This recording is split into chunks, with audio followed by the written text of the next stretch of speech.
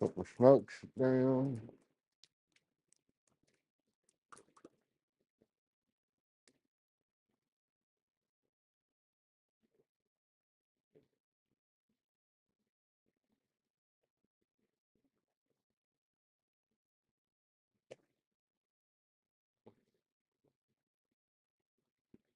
All right. Everything's live. Facebook. Got to do the thing on the Facebook. Oh, so dumb. Got to do the thing. Edit the privacy. So stupid.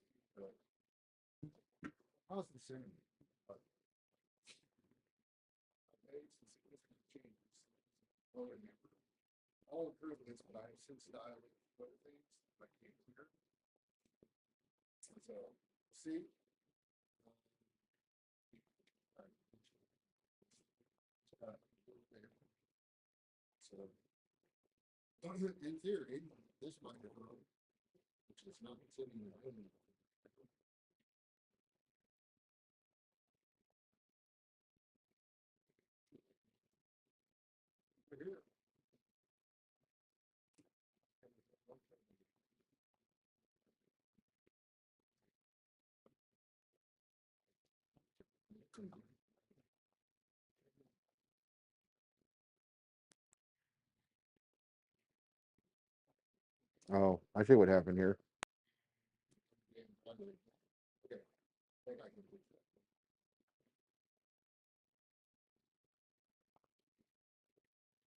You got it. I got it.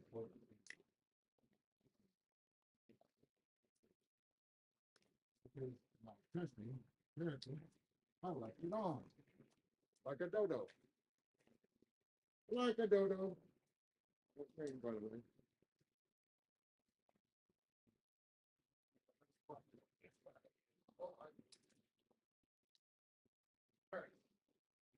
My thing is, I can run this.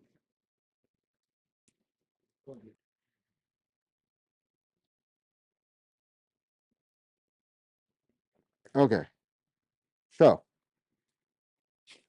in theory, you should be able to hear me much better. So my microphone was out. The receiver was out of juice. Now, how is the main battery? Main battery looks good. And I've got another transmitter should I need to switch. So, should be golden now. Should be golden. I even have a fire going, prepped and ready. One of the first things I want to do though is clean this up and cut it off. Um, this is not like anything. It'll be a punch or something at some point. But I need to clean it up before I do anything. I'm gonna do that real quick before I forget. Then I'll be like, what the hell is this? And now you know. Now you know.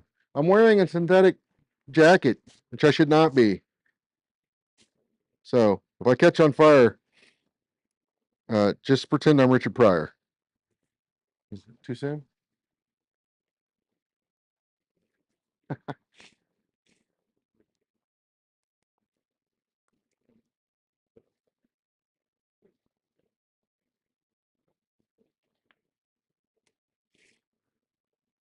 The YouTube channel name is Sharp Bend Forge.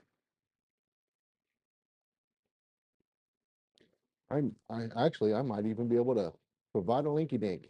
What the hell is that? You click on this. I can click on that. Uh-oh, clicked on the wrong things.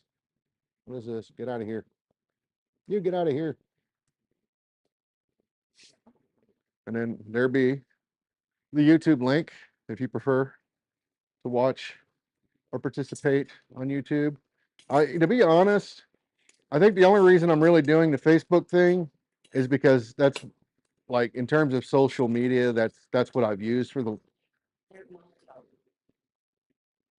Well, hey, that thing works now.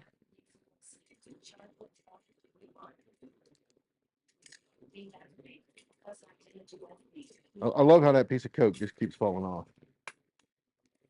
Okay. That's cool, and I can see how it could be very annoying. I have tinnitus, so I have a hard time focusing on like certain things, like um, auditory things. So that could really, we'll see how it goes. That could really throw my concentration.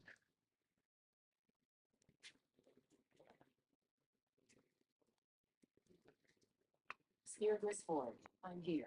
NWA. I'm with the janitor. D. Bacamaker. LO. Nathan.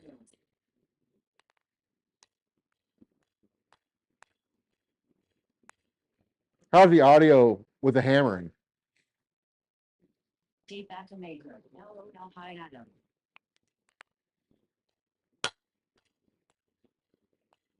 Does it sound like I'm actually hammering now?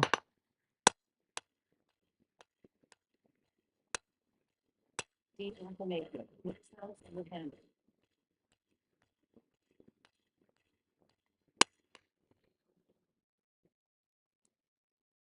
No sound from the hammer. That's crazy.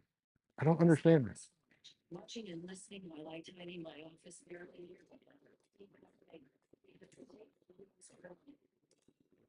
That's so weird.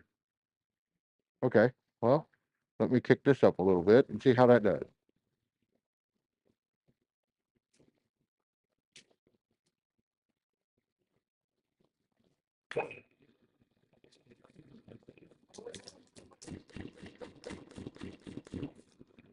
Can you hear that?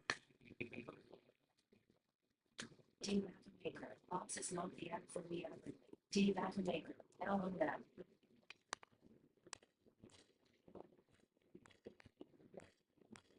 D. Bacamaker. Apparently. Remover.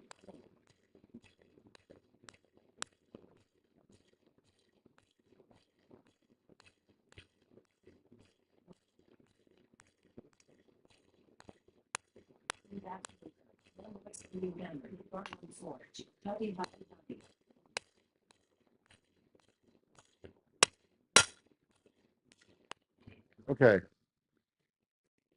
Hey, Troy. Um, you're not hearing the you're not hearing the hammering. It has to be something in OBS because I played with this earlier today, and the only thing that wasn't in the equation was OBS. Let me make 65,925. let's remember this stuff. Spearless Forge. Don't you hate it when you misplace your bank's two safe keys? Norman Forge. Attending. Build it on. Let's turn that thing off and see if that's any better. I don't know. At this point, the only thing, the only thing, it's got to be if it's still doing it, it's got to be OBS.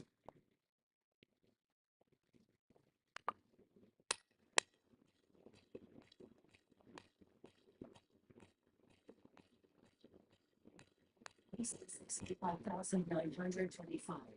Norman Forge. Today's Forge comes with the Spearless Forge.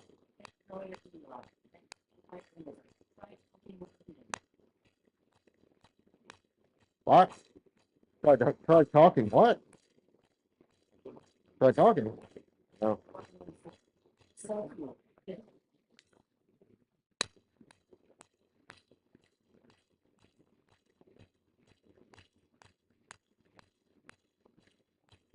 Not really chewed this thing up on the power hammer.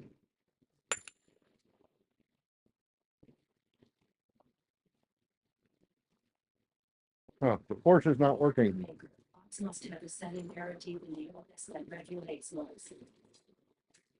Spearless storage. I say it would be the beacon of the network and noise reduction is needed. Deep maker. Or Yeah, it's got to be something in OBS because I did a sound check earlier today and played with it, and I could hear the hammering fine. I could hear the power hammer fine. So it's got to be something in OBS. I looked.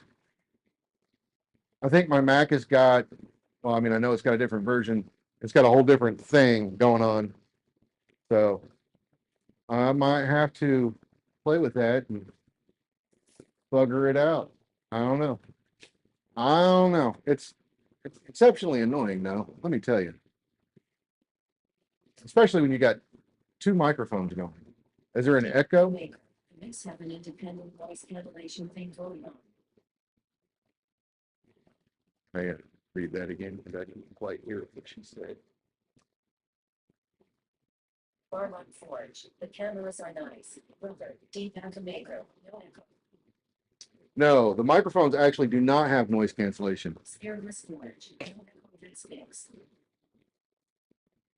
I validated that because I'm recording the audio and I played back the audio, independent audio, and there was no noise cancellation going on. Whatever's happening is definitely happening in OBS.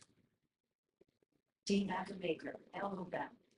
Also, the room mic should be picking things up too. So I don't have it cranked way up though, but it should be picking things up. Where the hell did my? Deep dive in the settings there. Yeah, so I'm gonna have to figure that one out. OBS is playing games with me. Ain't cool. I'm gonna cut. I always cut my hand punches and chisels. Specific noise gate and audio filter. Deep maker. We hear you, but we're not watching you. All right. So I always cut my chisels and punches at 7.5 inches. For anybody that wonders or cares. This is 7/8 sucker rod.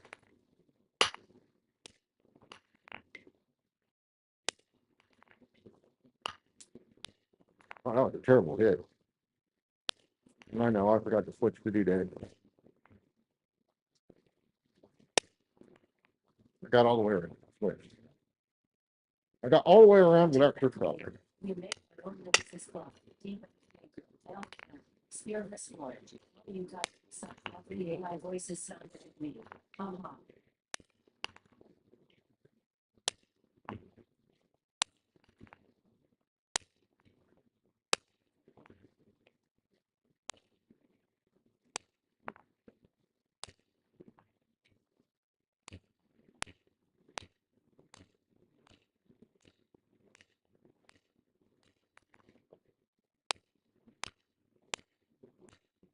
Deep maker. Hear you in public. Deep maker.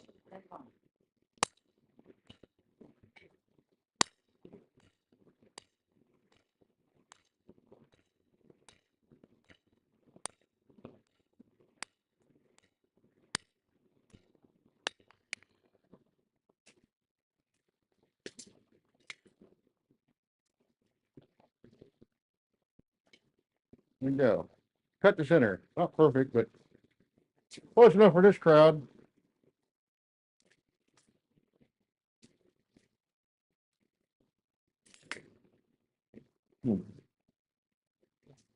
That's thin plywood. That might not be the best thing to lay that on. Deep maker. Then Fairly can hear your app waiting one I tell you.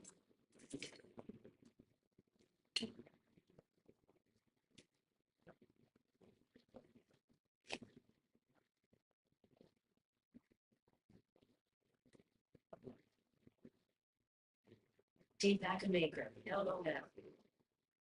There's like a bunch of voices on this thing. I never went through them. Deep maker. Let me have fun now. So, all right, so I got that cut off. I just did that because this piece will eventually, I'll lay it down and then one day I'll come back over and be like, what the hell was I doing with that? It's meant to be a punch or a chisel or something in that realm. I was playing with an idea on the power hammer, which it worked. It was just kind of choppy, so I need to refine the die that I use. Service Forge is not sharing my last one. Not sharing your last one.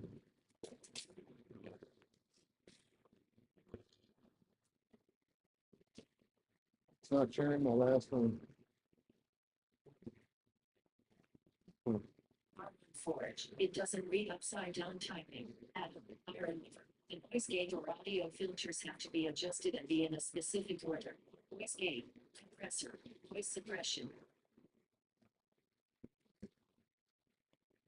I appreciate that, Iron Weaver. You do realize I am in a band and having been in a band for 25 plus years. I fully understand the signal chain. It's where? Where? I can't find it. Well, I think I've narrowed it down, to be honest.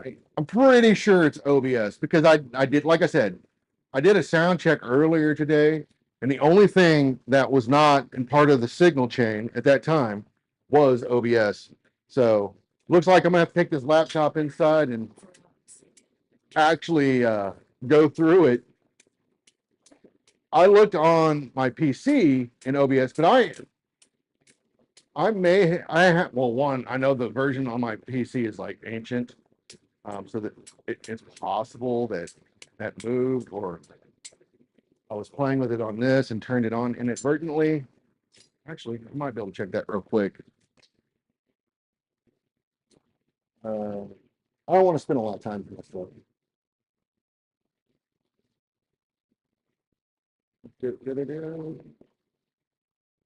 No filters. There. Settings. You guys want to look at this? I'll show it to you. I don't have to do that anymore. I can. Updates. Oh, audio. There we go.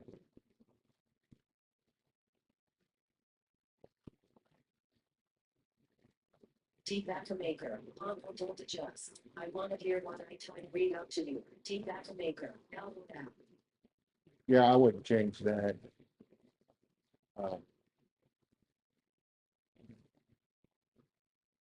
Recordings cannot be blah blah blah. Yeah, I don't know. Like I said, I'll play with it. That's the only thing that's changed. I mean, from earlier today is OBS. And so it's got to be something on OBS.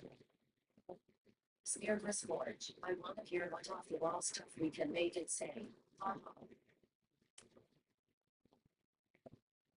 This one sounds a lot like one that I've heard a guy on Twitch use. And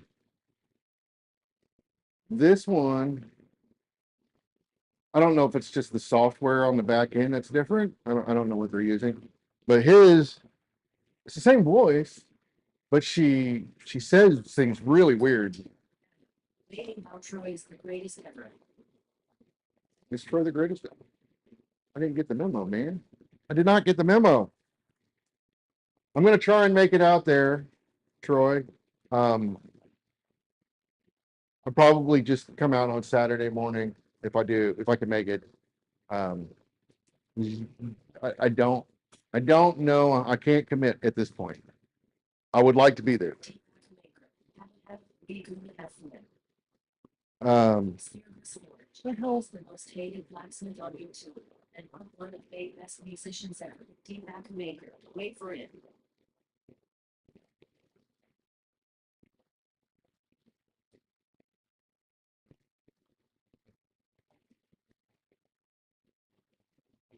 Y'all gonna bring down the wrath of Roy.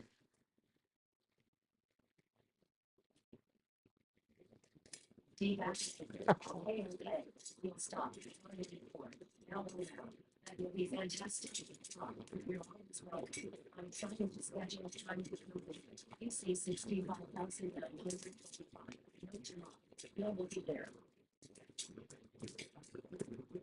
Bill's going there. I'm definitely no kidding.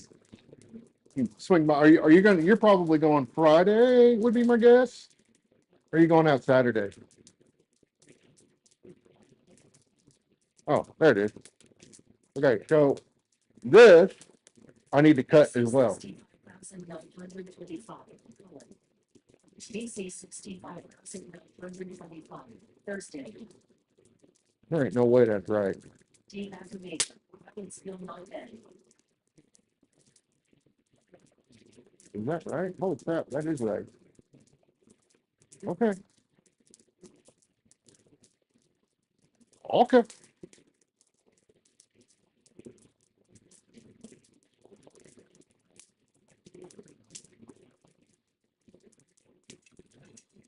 You don't want to argue with Mark.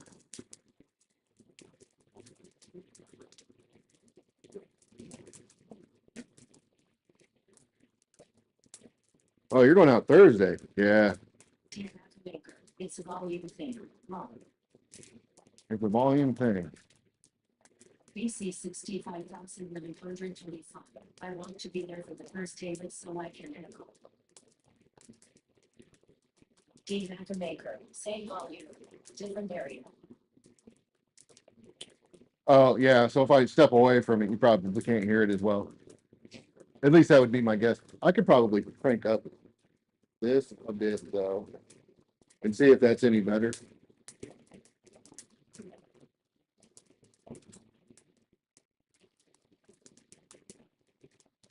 Deactivator. I hear her just fine. Deactivator. It's funny. Yeah, I'm gonna guess it. Anytime I turn my back or turn away from it, you're probably not gonna hear it so well off of my mic. But that one back there, you might hear better. I'm gonna turn this fan off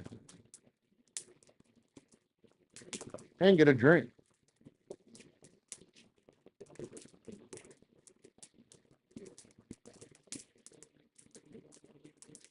Wow.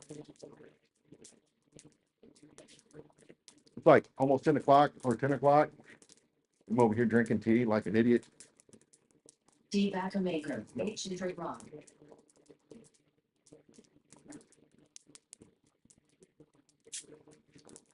Bar Run Forge. I'm actually loving the life. Just little bugs that I know you figure out. Speargrass Forge. We are the board. Resistance is futile. You guys have never heard the text to speech before? I guess it's probably more prominent on Twitch, would be my guess. That's the first time I saw it. Deactivator. Siri actually mispronounced hydrate.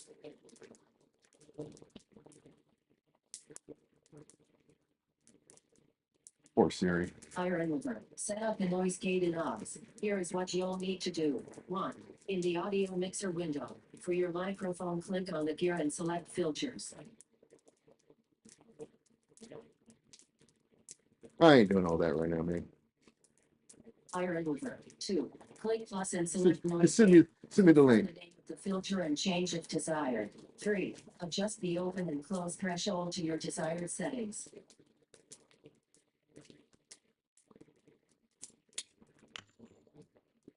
That's the second time I've done that.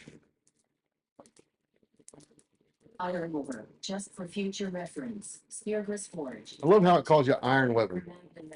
Iron Weber. Siri or Alexa or even the voice on GPS. Deactivator. Don't change a thing. This is comedy. No, I always want the text to speech to come through. I don't care about that. I mean, I know some guys will use Bluetooth and just play it to themselves, but I like to hear, like when I'm working, I like to hear it because I'm not always paying attention to the chat when I'm like at work, but I'll watch guys on Twitch. So Bar Run Forge. Hey yo, I need to head out. take it easy, man. Each of you. I'm going to use Paul's drift as a guide, measuring guide. Is I'm going to assume that my mark is burnt off.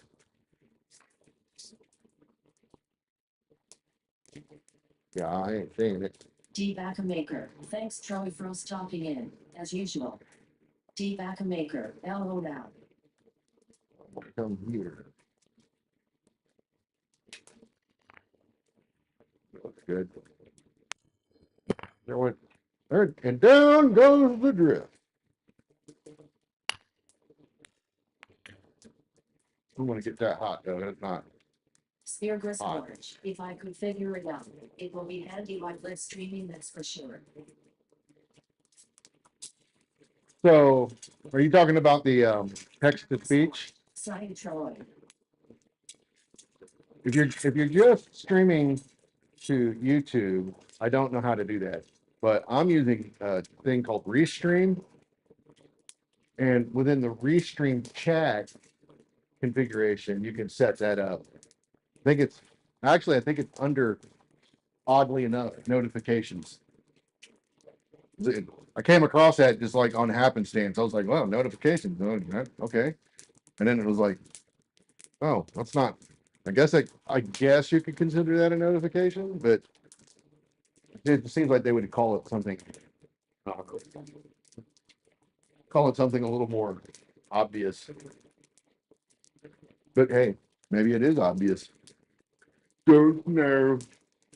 I don't. Maker, that is entirely helpful. Restream.io. Congratulations. You've received 100 messages today with Restream chat.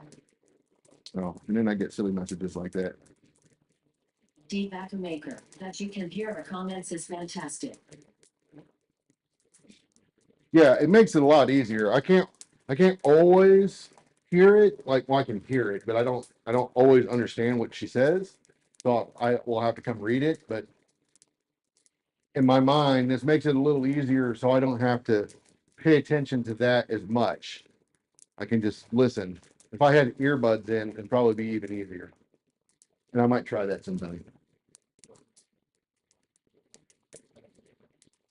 So I got, when Paul was here Wednesday night, night of the Great Flood, by the way. Deepak Maker, well, we'll just have to spell correctly. When we're not. When Paul was here, we made 3 hammer eye drifts. I need to make 3 more. I started this one on the induction forge. You'd think I'd have learned by now, but the induction forge is great for certain things, not this.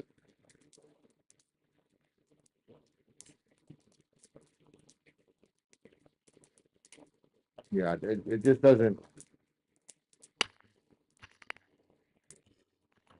Because you got to typically paint a long heat. And it just, I don't know.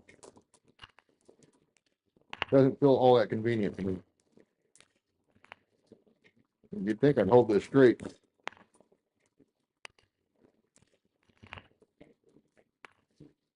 Speargrass Forge, I can't do that, John. Haha. Oh, you know what? I know what my problem is.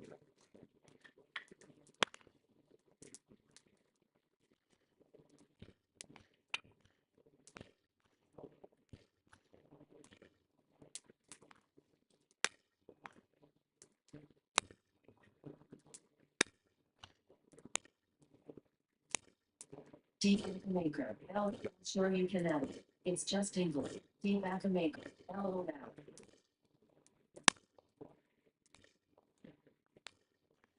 Okay. Had I started with this hammer, I surely would have gotten through it.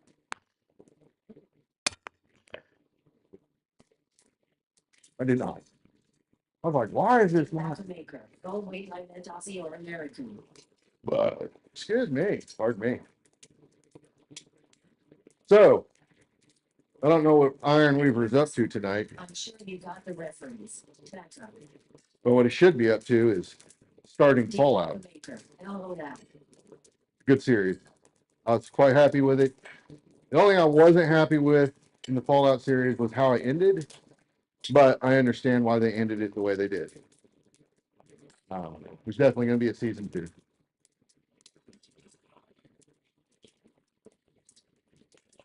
But outside of that, I really liked it. I should. Really liked it. I'll probably watch it again at some point, maybe during the week while I'm working. Put it on in the background. There's a lot of cool little Easter eggs for the game too, which is pretty cool. I mean, Deepak Maker. it's the game to a degree, but Channels. Deepak Maker. Download app.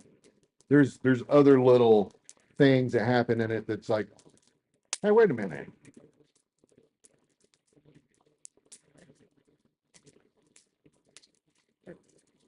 There we go.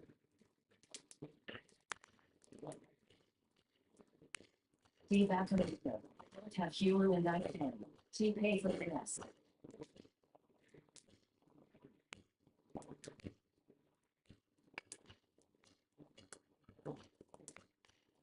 There we go. Hmm. Iron Mover. Working out in the shop at the moment. Power is scheduled for Tuesday. Look at there. Fix these tongs. They hold it, and I can put tongue clip on it now. All right, so there's that one. I'm gonna go ahead and start the next one. This one I'm gonna measure out first, oddly enough. Well, I'm gonna get it hot and then measure it out.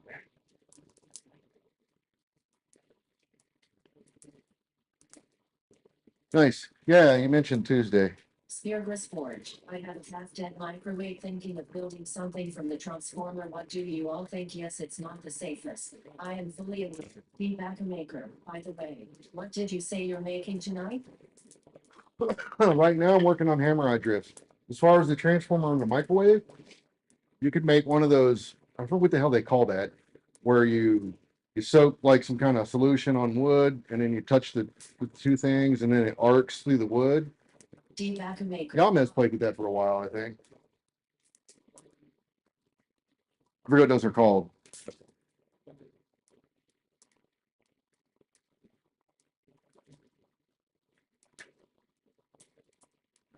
No, not coming to me at all. Speargrass Forge. Lichtenberg generator. That's it. That's it. Deepak Maker. That's the one. Yeah, hammer eye drifts. I'll go grab one here in a minute and show you. Whoa, I have one over here that I dropped and I need to pick that up. This is the one Paul did. Deepak Maker. Couldn't spell it fast enough. This is the one Paul made. Mine is essentially the same. The only difference is 65,925. Shocky MC shock face. this has a punch end on it, which I noticed after I started grinding it. I need to grind this flared out a bit. So I need to grind that, the sides back. Deep face. So you could actually use this hammer eye drift to punch as well. So not the greatest in the world, I'll tell you, but it will get the job done. So we need 3 more of these. So that's what I'm kind of working on. I probably won't finish them tonight, simply because I don't want to work on them all night. But I will at least get them mostly started. Yeah, this is just a marking paint, and I'm not even close. No. A little further. Deepak Little deeper. Just found a bunch of S13 steel in my pile. I am trying to decide how to use it. If any of it's inch or inch and a quarter or inch and an eighth Speargrass Forge. round, That's what I was considering. They are technically not exactly legal anywhere because safety. feel free to send it to me. I am conscious enough not to fry myself and I am being fried firing. Yeah, I don't. When it comes to stuff like that, I personally, that gets into the realm of 1.5 hex. no, thank you. 1.5 inch hex. Is it? Well, are they like jackhammer bits or something?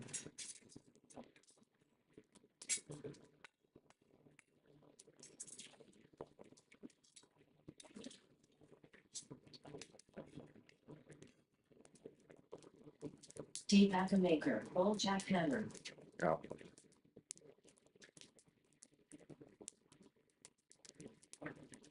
Now, they're not always made out of S7, but it a lot of times is. Just beware. Not always at 7. I forget what the other stuff that they use. Devac maker, gonna hack it in half. Yeah, if it's an inch and a half, man, that's the stout piece. Good luck. Devac maker, cause I can make 2 tools out of it. Iron mover, my rafflecopter goes soy soy soy soy. What?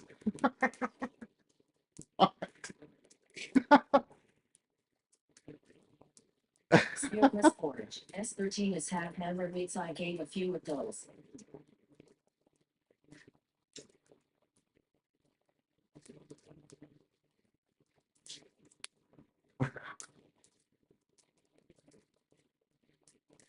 Okay.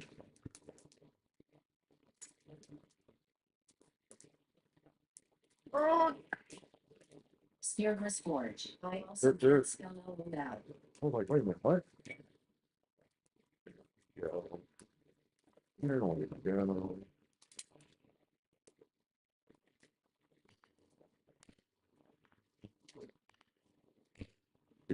Keep the market. Devac maker. Okay, we have a new item. Tro, soy soy soy. Devac maker, pull out.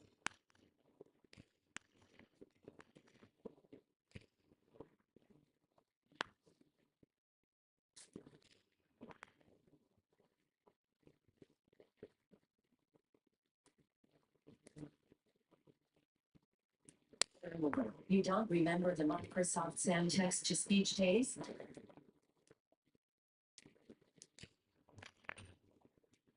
Microsoft.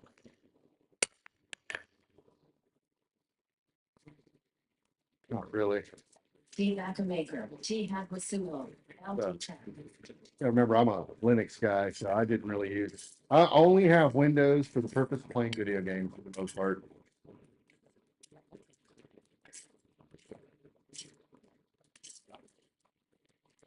I like my home computer for the longest time was Linux. The only reason I have Windows as the main machine now is because I can run Linux in it. So Devac maker, I was a C64 kid. BC 65925, Open VMS rules. I don't. I'm just using the native Windows, the Windows subsystem for Linux, and it works great.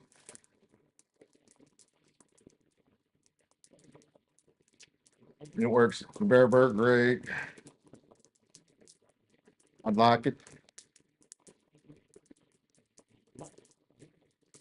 Honestly, Devac maker, and then I went Amiga 500. if it wasn't,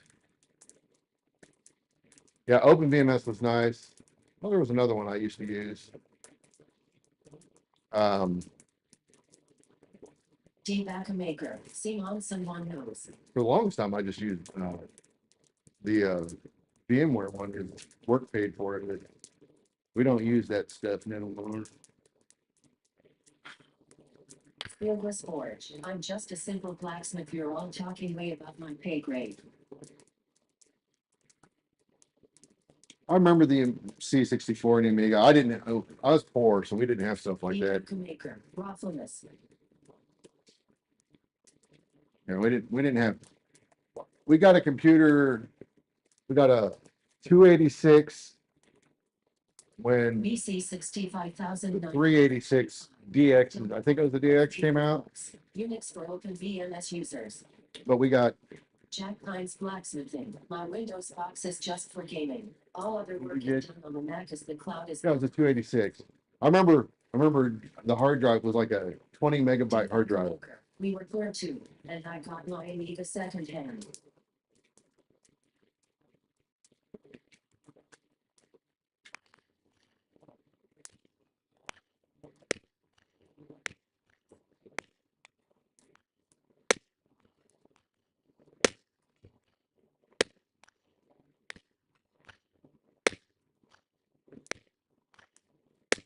See how deep that cut?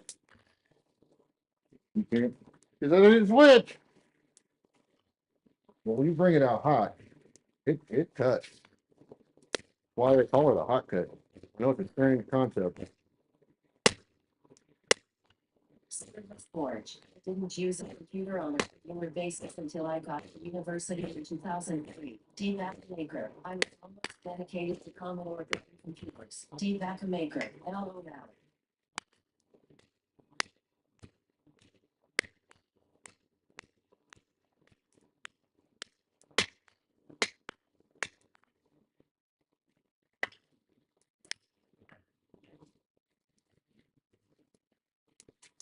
I'm using the tongs I need. BC 65,925. Why on earth do they call it a hot cup? I know it's a strange concept, Bill. I'll just put that on the ground on the big shelf. D. Maker. Because it cuts while the metal is hot. Another okay cut to center. It's not great, but it'll forge. D. Maker. Bill, you know this stuff.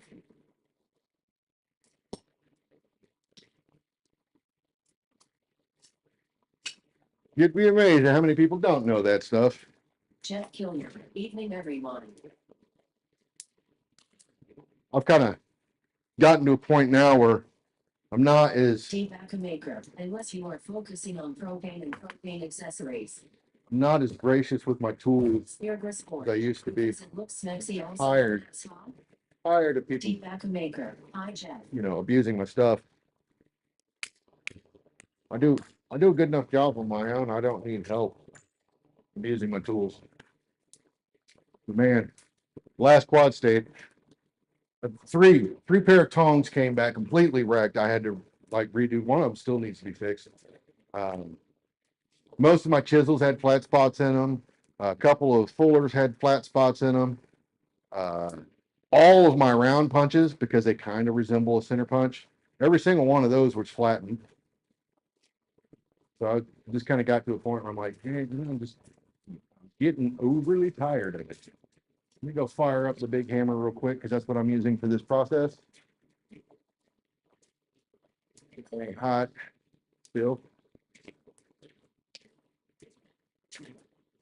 Here. Turn it on.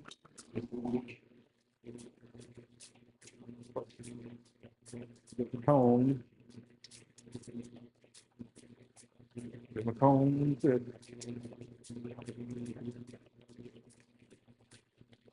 D. Maker. Get Dennis W3 Nation on.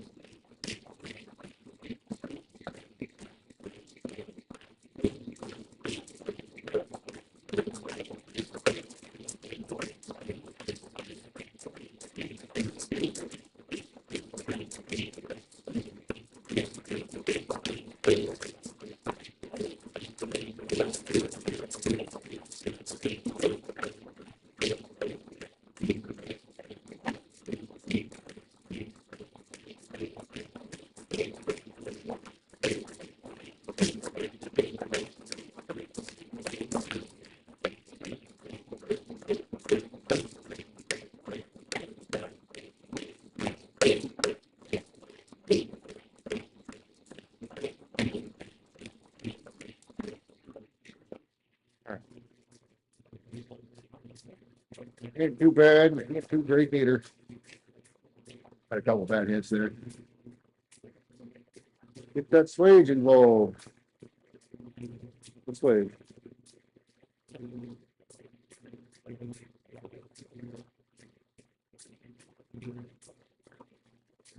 Back there.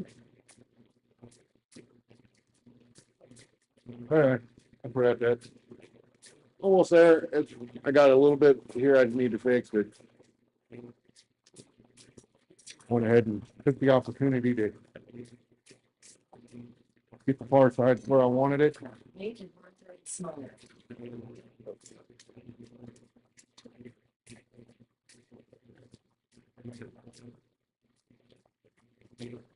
I have a tapering die on the power hammer. Debacker maker. 10x10 small apparently. Yeah, me too. So I have a tapering die on the power hammer, which gives me the taper I want. So it's been a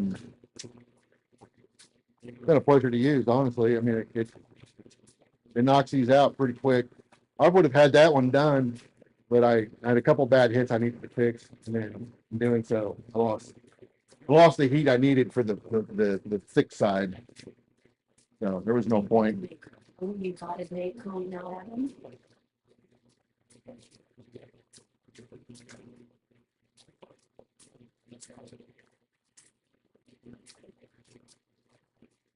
Still flipping in this home though, a little bit. That should be a detail.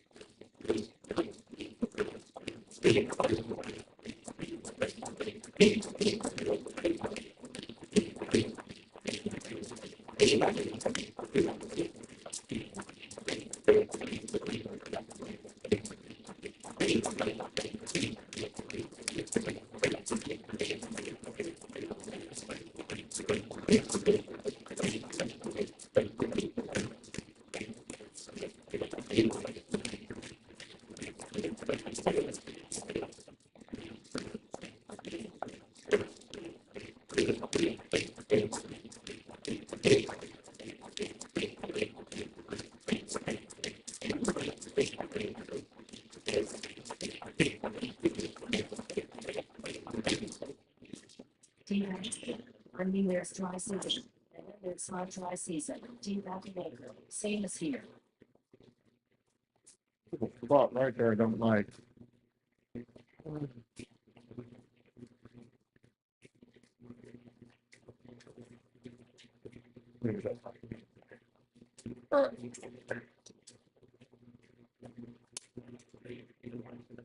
A little drift. A little drift. Oh. Ah.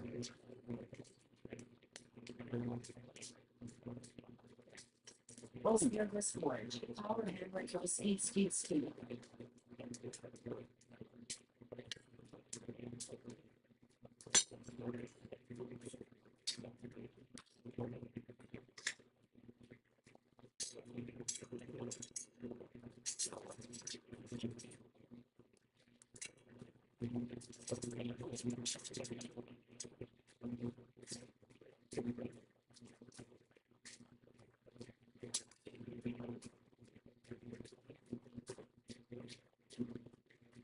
Biggest problem with this particular hammer is Debacker maker. If it gets to 4C, it would fly.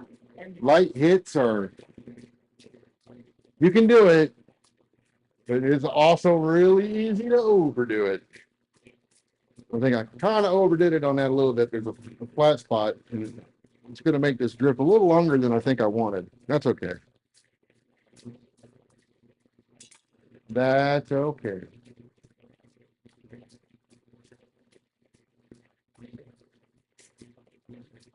Debacker maker. You call him a linear hammer. Yeah, it's called your foot.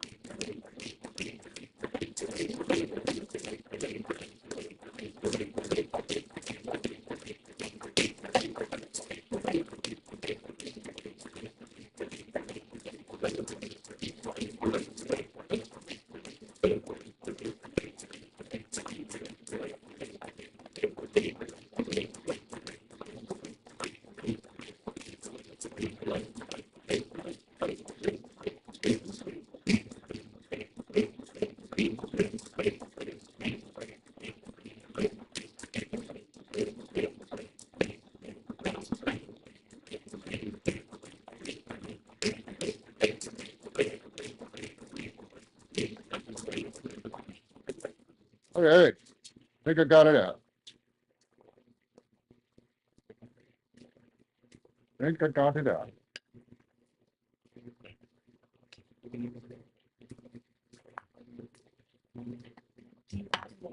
I wonder.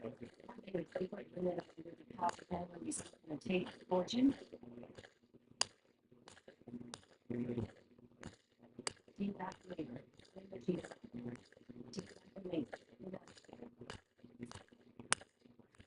Okay. I wonder what having a tape limiter under the tire going to result. I don't know. It's a mechanical hammer, so when you say limiter, I'm not sure I understand what you're talking about. Are you talking like kiss blocks? Um,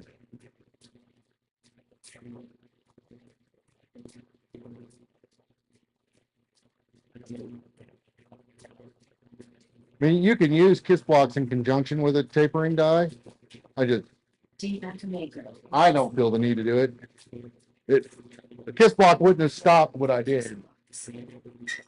I put more material up here and hit it harder than I meant to. Um, but yeah, you could technically put a kiss block in there. Yeah, you don't have to. You don't need to redo your spelling. I'm pretty sure I could figure that one out. How'd she say it though? I didn't hear it. Be curious about that. Did you come up with some crazy pronunciation for it?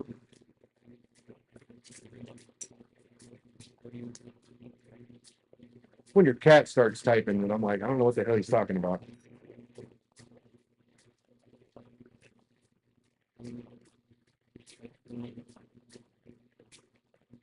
But yeah, a kiss block. Kiss block for sure. You can use it for some things. You can probably use it on a tapering die. I mean, you can. I don't feel a need for that, to be honest. Now, if you're going for something like super precision, that's the beautiful thing about these tapers, right? If you're using a taper die, that taper is the same no matter what. I mean, it can't taper beyond what the taper is. So, from that standpoint, yes, it's going to be fine. I'm going to clean it up by hand. Maybe.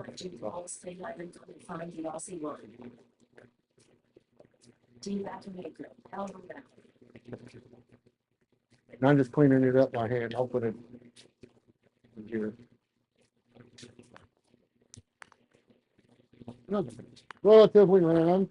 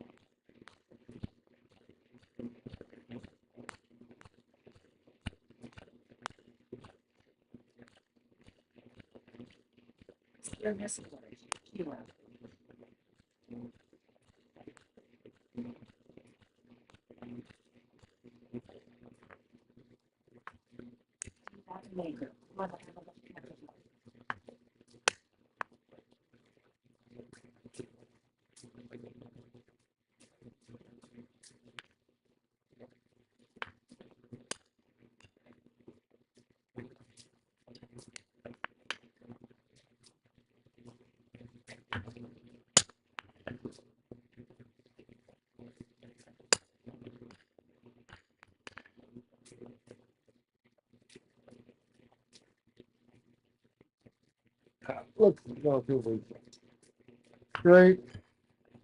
A little bit of wobble there.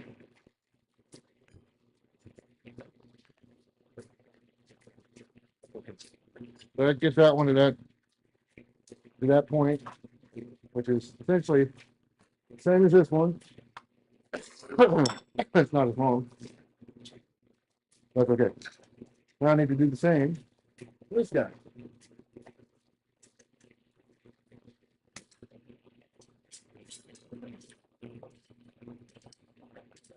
And the beautiful thing about this is I'm using 1-inch sucker rod right now. If I screw it up, Spearless forge, and I have a ridiculous amount of it. Actually, I don't anymore. Need to finish some stock. Oh, I'm gonna have to drive down to Louisiana just to get sucker rod. both moves.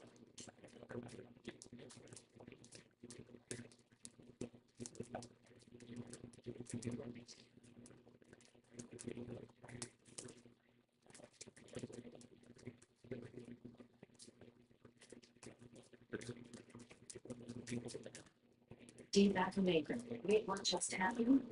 I don't know who any of those people are. Hugh, well, first I would immediately go to Hugh Jackman.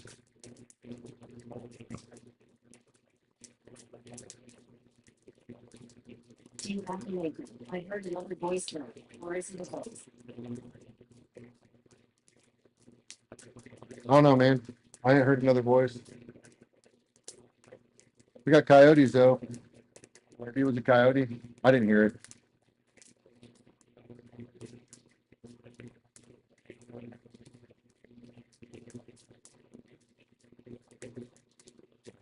I don't know.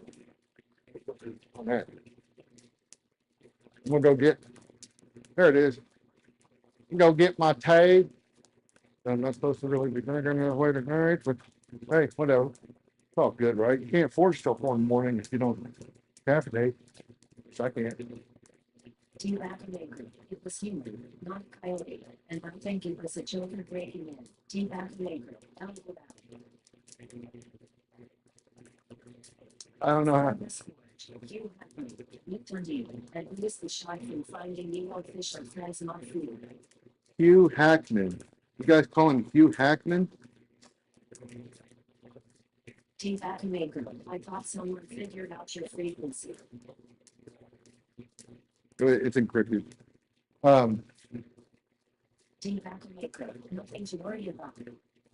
I'm wondering about the Hugh Hackman thing. Was that just a misspelling, or do you guys actually call him Hugh Hackman?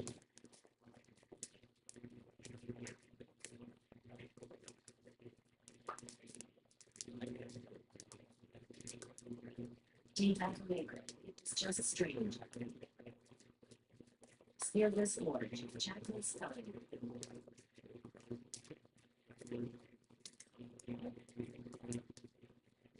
Oh, okay. I mean, I don't know. I mean, I could see how people might say that, but I would think that dude would be like considered like an Australian treasure at this point. I mean, he's done some pretty awesome movies. Even if you take the Wolverine stuff out of it, I mean, it's fine. It's Wolverine. It's not like high acting or anything. But I do love the story about the fact that he thought Wolverines were like wolves, I guess. And then when the first day of shooting, he was like moving around like a wolf, and the director was like, "Dude, what the hell are you doing?"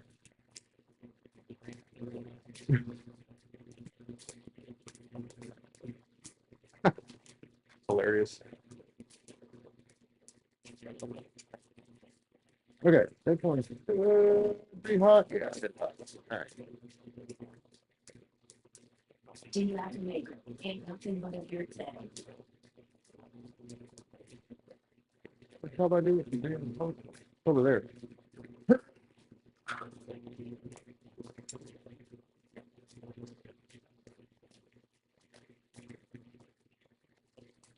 See if I can get this one.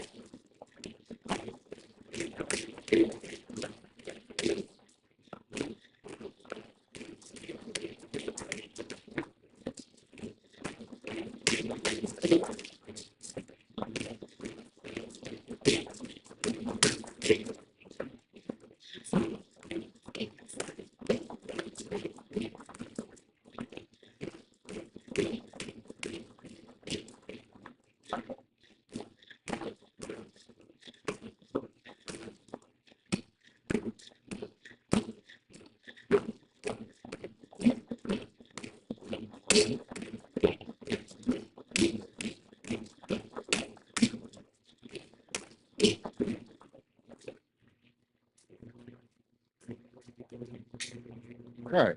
Oh, that's a lot better. I swear. Wow. That's bad. He's a legend. I first saw him on stage in '99 in a musical. Boy from.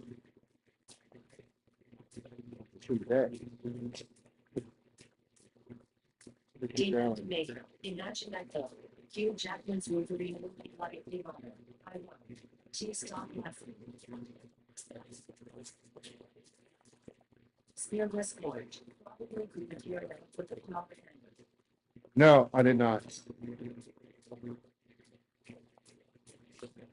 Yeah, when that thing's going, that's what I hear is boom, boom, boom.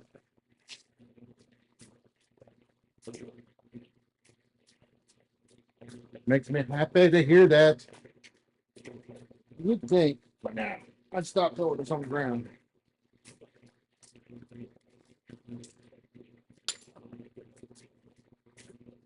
I need this anymore.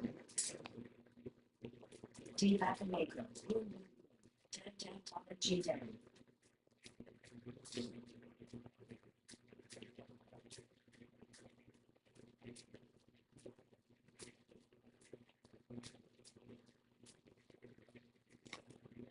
Yeah, I remember when all the fanboys lost their shit. They found out Hugh Jackman was cast as Wolverine. He is really tall. Wolverine is not. And he was actually fairly slender. Especially the first movie. He was built, I mean, he was in shape, probably in far better shape than any of the fanboys were. But when you think of Wolverine, you think he was a little. He's like mini Hulk. I mean, not that big, but.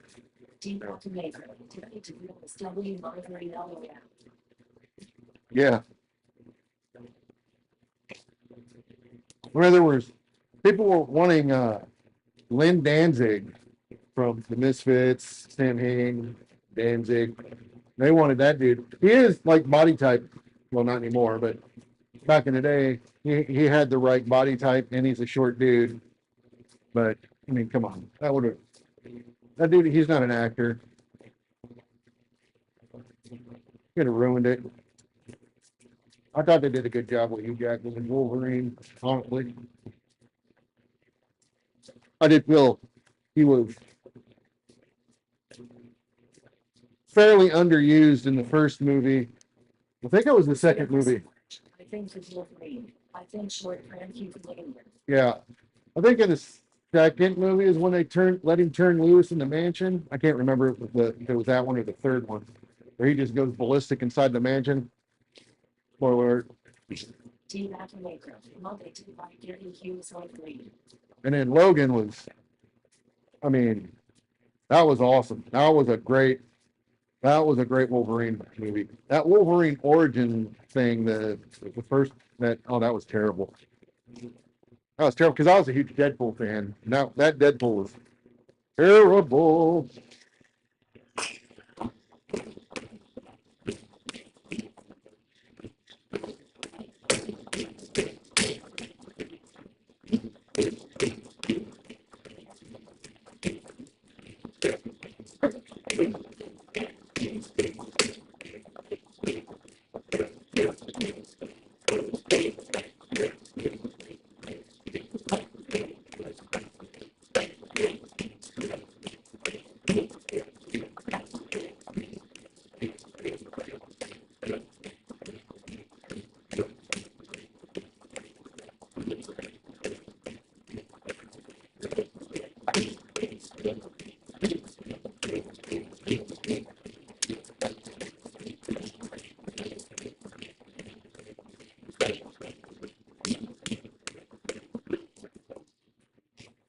Lost my heat, but this side looks pretty decent.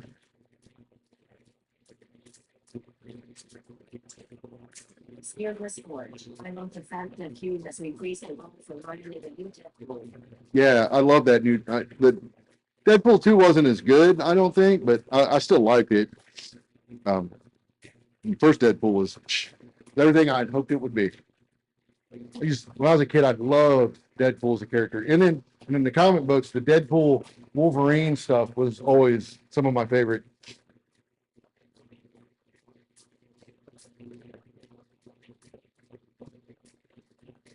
But yeah, I think they did a good job with Logan. My only complaint with Logan is, and they kind of redeemed it by having you haven't seen it, spoiler alert, they had a clone, and that would be my only complaint with Logan was that they kind of, I get it, he's supposed to be like the, beaten down and old version, but at the same time, it's just like, man, would have loved to seen Wolverine in his prime, which we might get to see some of that. We'll see. I don't need this super hot for what I'm doing, so this should be good. It's just too cold for what I wanted to do.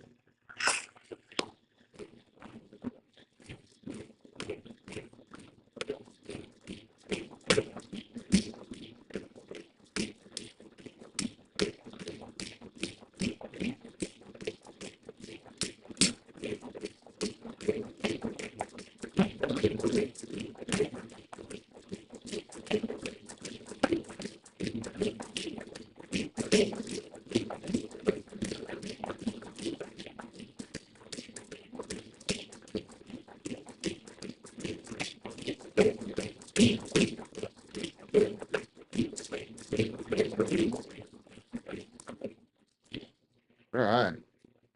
All right. I can fix that.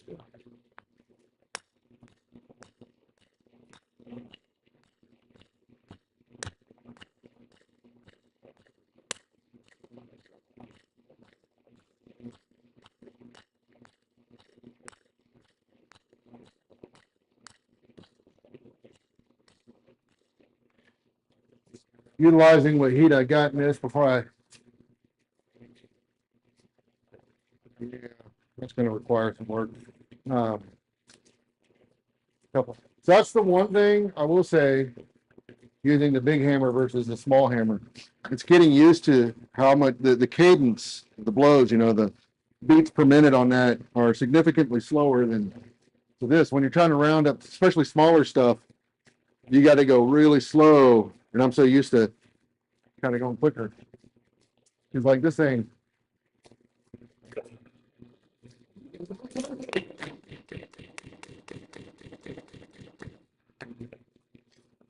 Much quicker. I need to make, I can make a tapering die for this. I need to get around to it. I think for small, especially for smaller things, it'd be nice.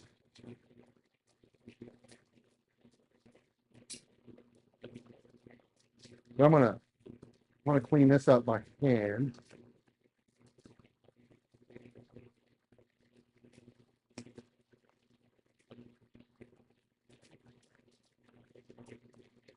Figure out where the pie is right there.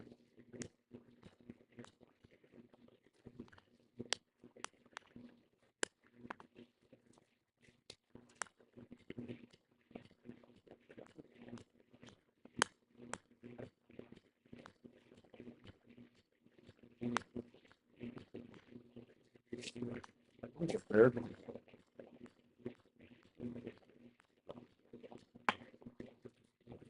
Pretty good.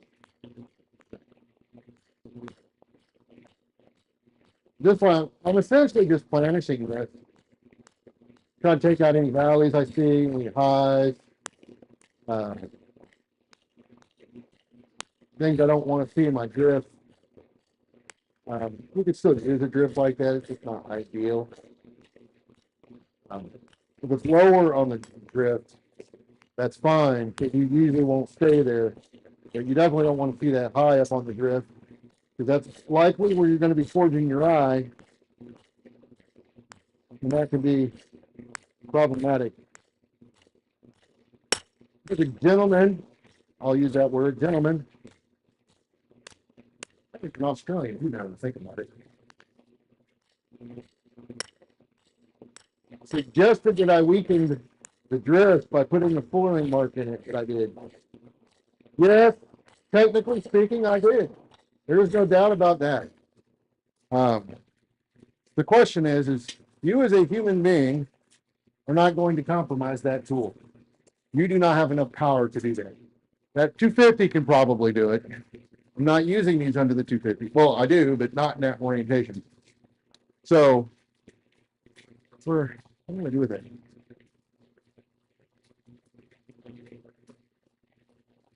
Let me go grab one.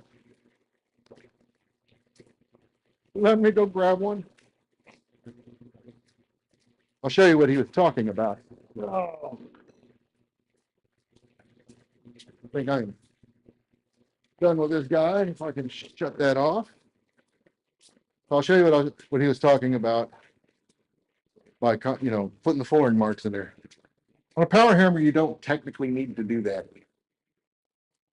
We do that when we do these by hand, because if you don't isolate this material, when you go to flatten this out, it's a lot of extra work because you're flattening all of this versus just this. You're not trying to do that. But that's at least Shaker, watching Rob wandering through his maze. That is probably, I'm going to guess 5/8 thickness right there.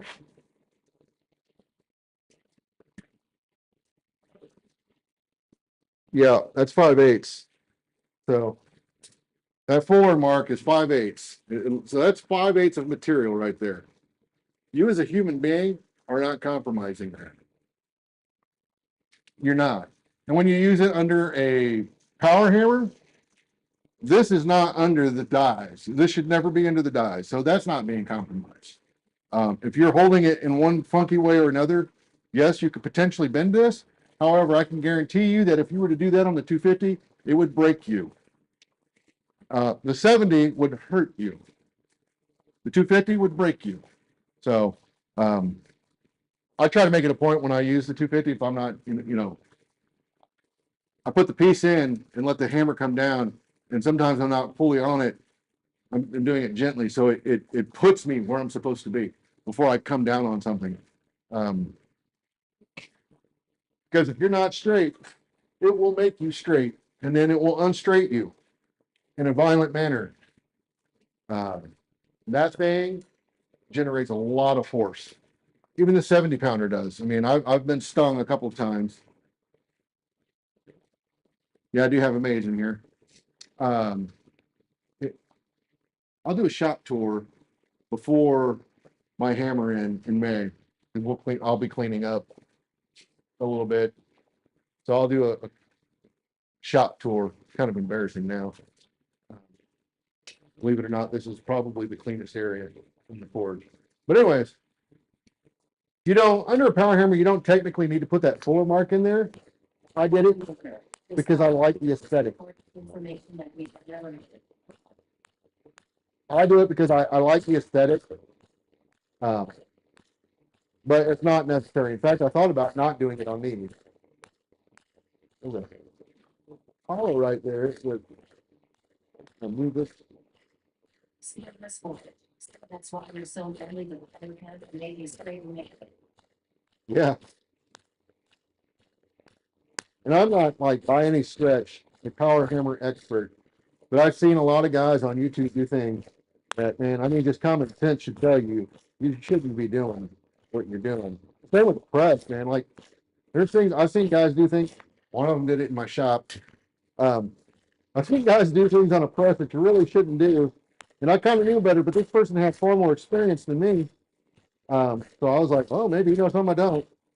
And did not, luckily nobody got hurt, but did not anyway.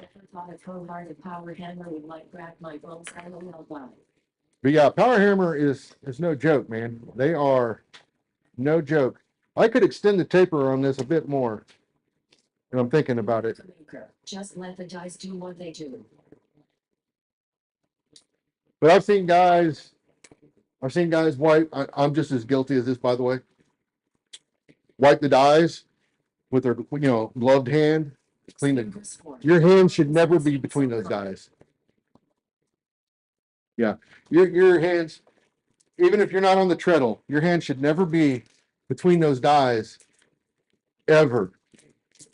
because at any time something could give. And if it gives, that's 250 pounds on a mechanical hammer coming down on your hand from whatever height it may be at the time that you did that. If it's on on a self-contained hammer, if that fails, likely what's going to happen is it's going to push that air down, Maker. Horses would never do what we do, LOL. and that would be. I don't know enough about self-contained, but my first guess is if something were to happen in the valve and it gave, it would just push that down. I've seen them before just kind of do this on their own because of faulty treadles and stuff. So you never, ever put your hand between the dies. Just something you gotta get a brush, man. Get a brush. They're cheap. Sure beats losing your hand. Same with like a treadle hammer. I think Black Bear Forge almost lost his finger on his. And I don't know if his. Well, I lived in a steel factory. Don't put your fingers where you would put your tackle. Yeah, definitely. I would say, treadle hammer. I don't know if Black Bear Forge has one, and he just didn't use it. But a lot of the ones I've seen have a chain on them, so you can set the depth that that the hammer hits to not go below, like say, you could set it to an inch. So that way, if your hand is under there on accident, if something kicks out and your hand slips under there when you're going down, it won't crush your hand or your finger. You can't, obviously, you can't do that with a power hammer.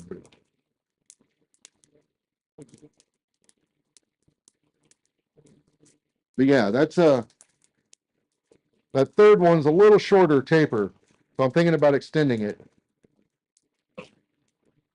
It'd only take a little bit, so that's what I'm gonna do. It's shorter by almost an inch. So I'm gonna go ahead and get this back in there, get it hot.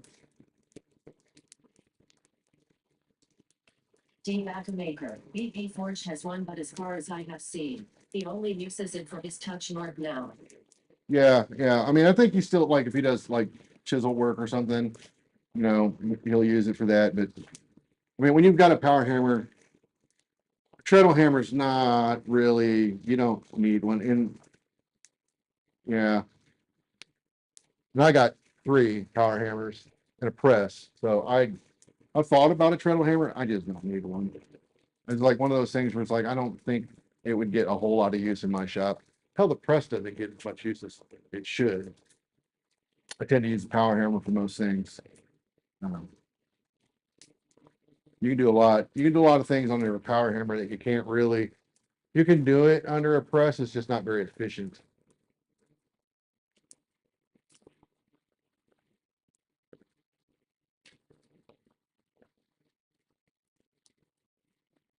The press guy is going to show up and be like, "Rah!" I get it, though. I get it. You defend the tool you love.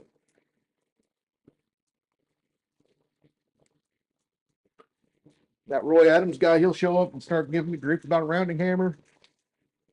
That Brian Brazil guy will show up and see me using a cross peen and give me grief. D-Mac Maker. LOL, I was just thinking that alone.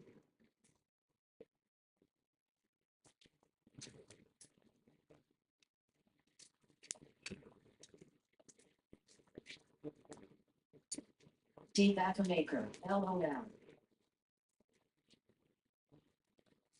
I turn this hammer off and I still need it. Oh, what brilliant. No better.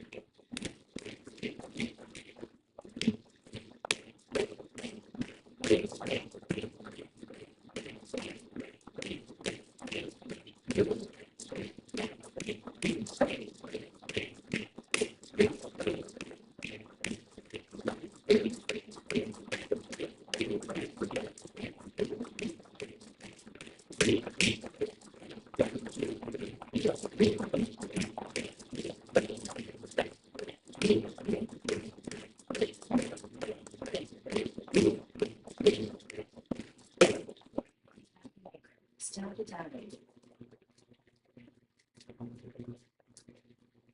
Dean Backmaker,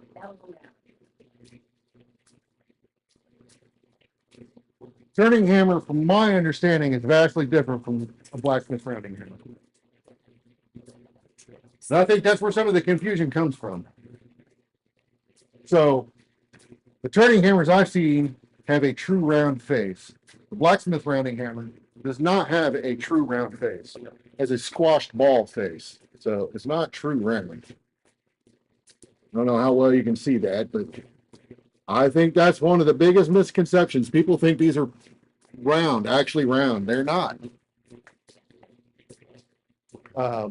This one is actually more round than any of them that I have. And Brian gave us a lot of grief for it. So if any of them, this is probably closer, but this is still not true round. It's just far less, or it's far more round than the others that I have. I have a, when I first got into this, I bought a rounding hammer, quote unquote, that was called a turning hammer. Yeah. And it's essentially that. It's a ball on the handle. And I used it for the long. I used it for like I couldn't do anything with it.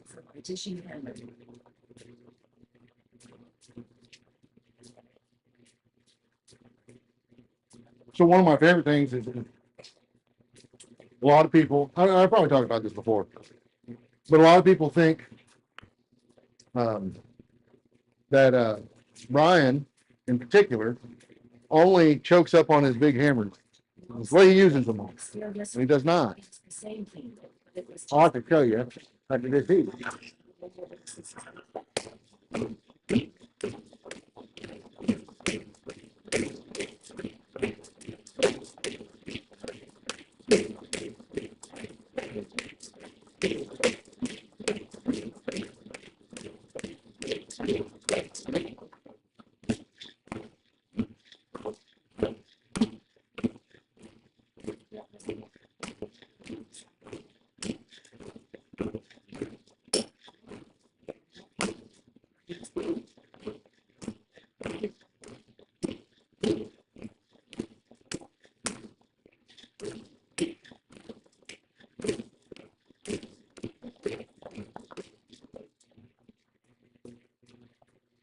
Like better.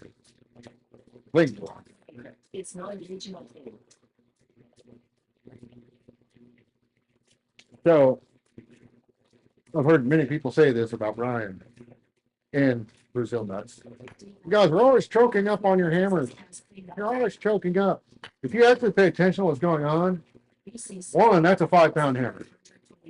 So if I'm working on big material,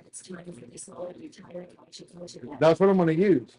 But one of the things, if you really pay attention to, you got to see Brian forge in person, I think, to really catch this. But one of the things he's really sneaky about, when he comes up, that hammer is up down here. And then when he comes down, he slides it back down. He does that a lot. And I don't know that I do it a lot, but I tend to, depending on what I'm working on, I tend to work right about here, which I believe in Roy's investigations turned out to be the best place to hold the hammer. Because we've got a bunch of tricks here. Dean Backmaker, don't do that.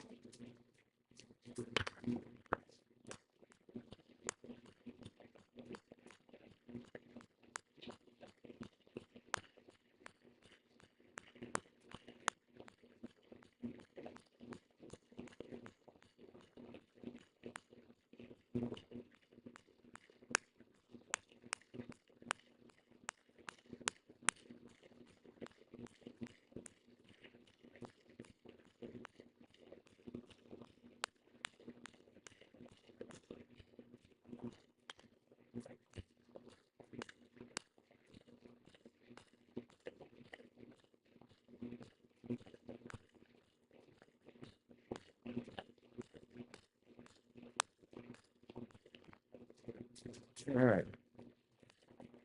You know, it's funny. This was my personal drift. This was for me. I wouldn't spend as much time on it, but it's going to going to be used in a class, so I just want to make sure it's nice, right, and looks pretty good.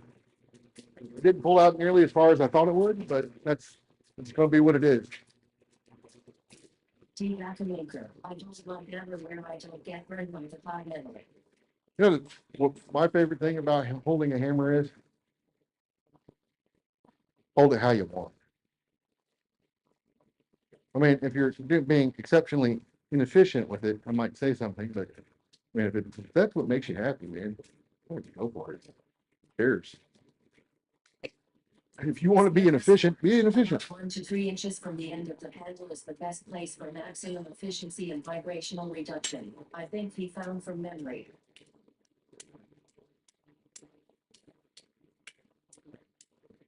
Yeah. Cerberus Forge. Hold- 5 mil. Swinging a hammer from back here actually imparts a lot of shock. I do it sometimes. Sometimes you just need that extra boost. Deep maker. But I'm most comfortable right around in this area. Now, if I'm working with this hammer on small stuff, I'll choke way up. No, I'm not doing this. But they were doing this at one point, and I was like, I've never seen anybody moving material doing that. But if I'm working small stuff, I'll hold it up here. Or, believe it or not, I'll switch hammers to a smaller hammer. Granddad's Forge. Did you hire a robot to read the comments? Yeah, Maker. I just got you a smaller hammer.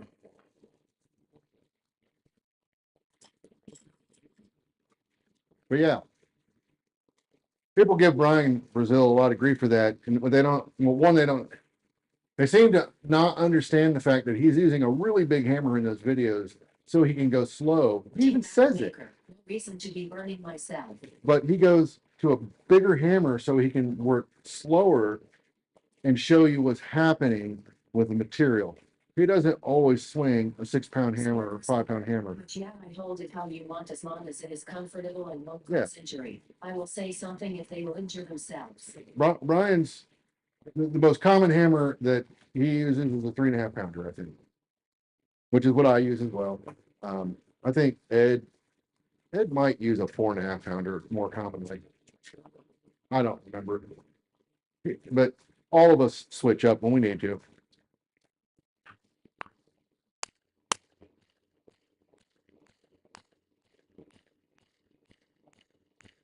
You can make it. Mine is a 2-pounder for most of the time.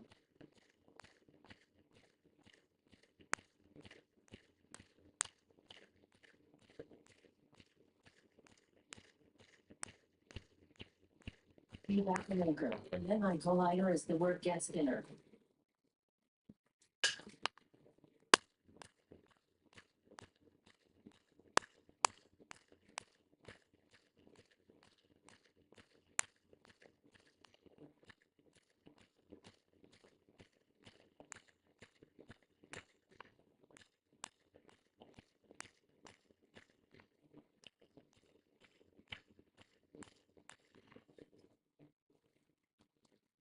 Maker.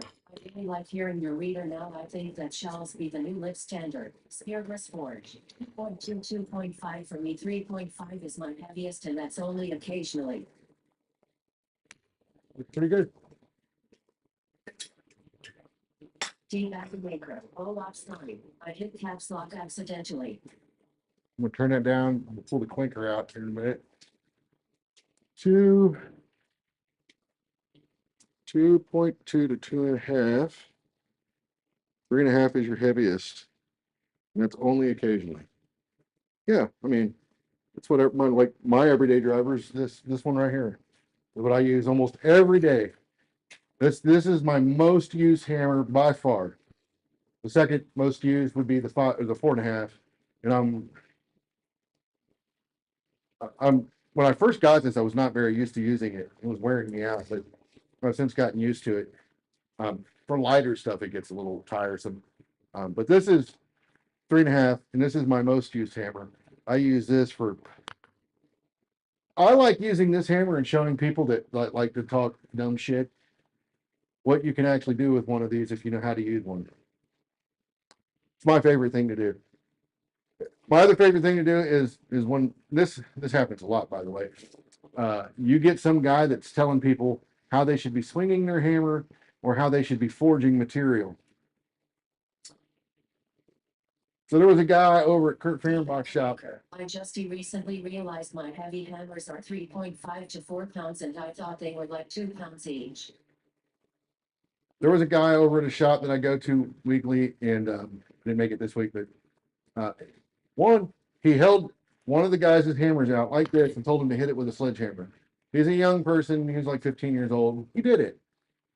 I don't know why he did it, and I don't know why that guy had him do that. It was dumb. Anyways, I heard that story. Then I heard the guy talking to another young man who was holding his hammer up here. And he kept telling him to stop choking up, blah, blah, blah, blah, blah.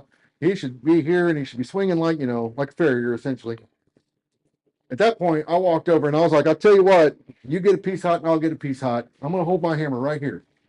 This is where I will hold my hammer, right here. I won't move. This is where I will hold it. And I can guarantee you I will whoop your ass when it comes to drawing out material. I'll put $50 down on it. I don't think I said money, but it's like, I will take that bet. Dude, shut up. Instantly. Walked away. Spearless Ford. And as soon as uses a 5-pound hammer as a regular driver. Yeah. Scary. And as soon as I walked away from that dude, he went right back and started talking to the kid again, telling him what he should be doing and shouldn't be doing. Look, man, I get it. If you want to help, first of all, my biggest problem was that wasn't that dude's class. He was just a visitor. So, I don't go there teaching people how to do stuff. It's not my class. It's not my place to do that. If Kurt were to ask me to do that, I would happily do it. But it's not, it's not my class. So I'm not going to tell anybody how they should be doing something as long as they're doing it the way Kurt showed them. Now, if I see them doing something in a manner that Kurt did not show, I might say something, but even then, it's not my place. It's not my class. That being said, I'll be damned if I'm going to let you sit there and talk dumb shit. I will call you out. I don't think I'm the greatest blacksmith by any stretch. I'm not the fastest blacksmith by any stretch, but I know how to move material. And I can do it with my little 3.5-pound hammer and choking up on it if I need to. I don't need to, but I mean, I wouldn't if I was a competition, a real competition, I would not. All day long. And it's like, just leave people alone, If you see them doing something with they're going to hurt themselves or somebody else, then say something. But outside of that, I don't know. Just keep your mouth shut. That's the way I look at it. It's kind of an irritating thing, I think. I've had guys, and by the way, everybody I've ever called out on that, not a single one has taken that challenge. Not a single one. It's like, you want to talk the talk. Let's see you walk the walk. I will happily get whooped by somebody. I have been several times. Not a big. Got whooped by a guy that was using the horn of all things. He's also got like 30 years on me in terms of forging. In my shop, in your shop, I'm nobody. Yeah, I'm not even the greatest blacksmith in my own shop. Sam is a giant. Sam uses a 5-pound hammer. Yeah, I know. I think Mark Ling, he uses a 5-pounder. I don't remember what. Actually, I think Andrew Larson does too. They're young bucks, so.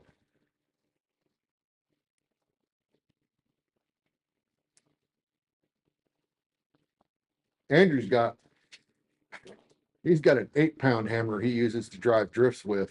Big old piece of 4140. It's got a divot in it for where he hits the drift all the time in the face of the hammer. It's kind of hilarious. It's clearly he's consistent. D-back a maker. If they 7 feet tall, a 5-pounder I said fine. D-back a maker. LOL.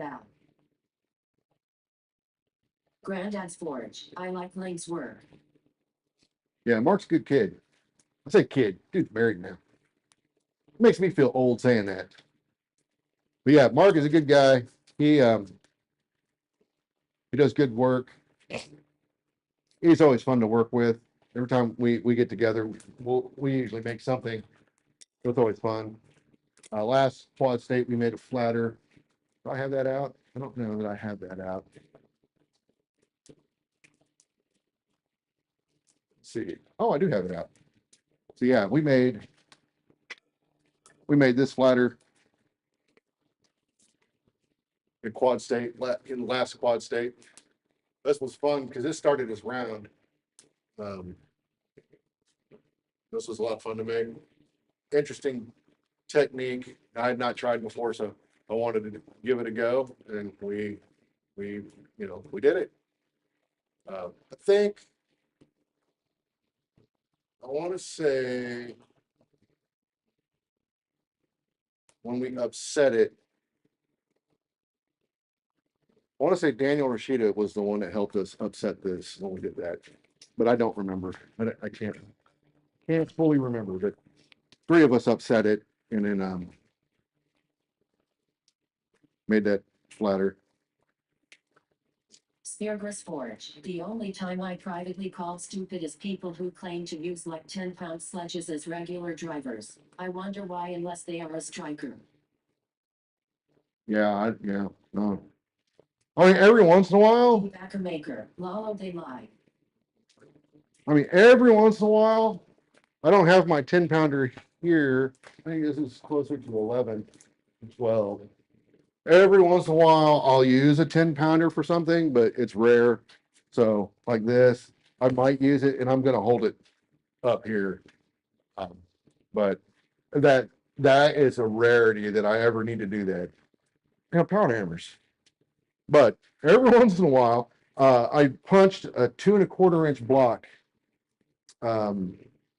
This probably would have been handy for that, but I was using a different sledge that I don't like. It's got flat faces on it, and I don't care for that when striking. But yeah, that would have helped. Let me pull this clinker out of here real quick. I've noticed. Forge. Yeah, but it's not your regular. Yeah, no, I would never make that my regular. My regular sledge though is, I think it's a 14-pounder. That's for striking. And that's the one generally. Now you'll think this is kind of backwards, but when I have a beginner who is not striking very well, that is the sledgehammer I usually direct them towards and then guide them through the process of striking the way we strike, using that hammer or that sledge. And a lot of people think I'm crazy, they don't know better. I am crazy, but the thing with a sledge. I've used a 15-pounder when I got mad at the metal once while making a flatter. So the reason I would recommend going to a bigger hammer with a newbie is they're going to get more work done with each hit, and it takes less work for them to do it. So if you were to use an 8-pound sledge, you've got to swing that pretty quick and you've got to really bring it down. You got to whip that thing to get it to do much. 14-pounder, you just pick it up, get it over your head and drop it. All you got to do is guide it. And that's going to do some work.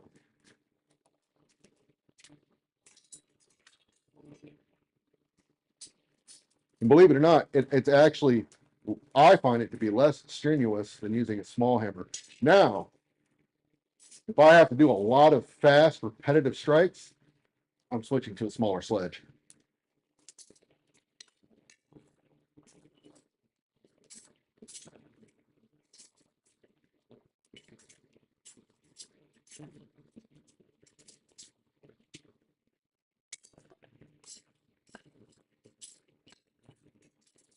This clinker just like falls apart.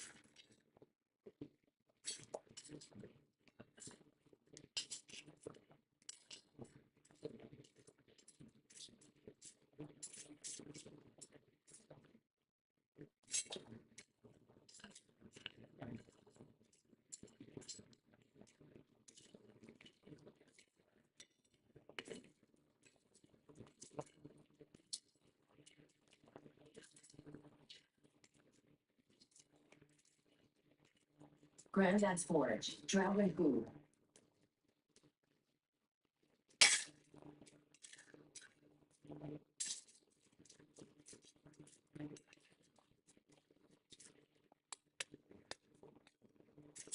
What I like about the Coke that I usually use,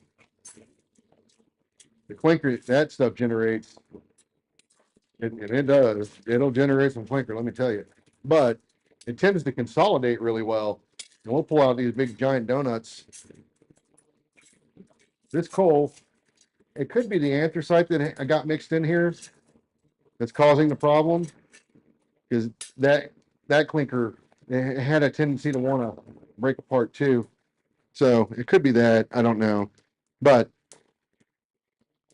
I've just noticed it kind of wants to just fall apart versus the big consolidated pieces of clinker that we pull out using the Coke that we've got. So.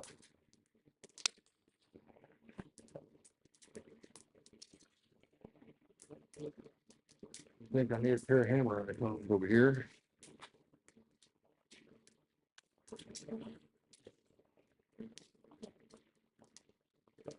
But yeah, I don't know. That's just dragon poop. Yeah. I've used 15 pounder when I got mad at the metal once, making a platter. So, I mean, it's not a 15 pounder. I wish I had a 15 pounder. My everyday sled is a 14 pounder. And I use this for almost everything.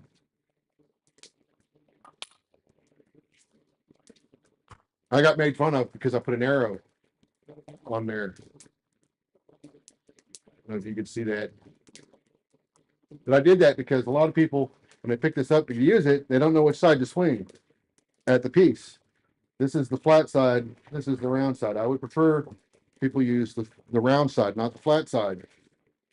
You're less likely to have a bad hit. And if you do, you're less likely to damage the tool or the anvil or the workpiece when you hit it. But I see this a lot.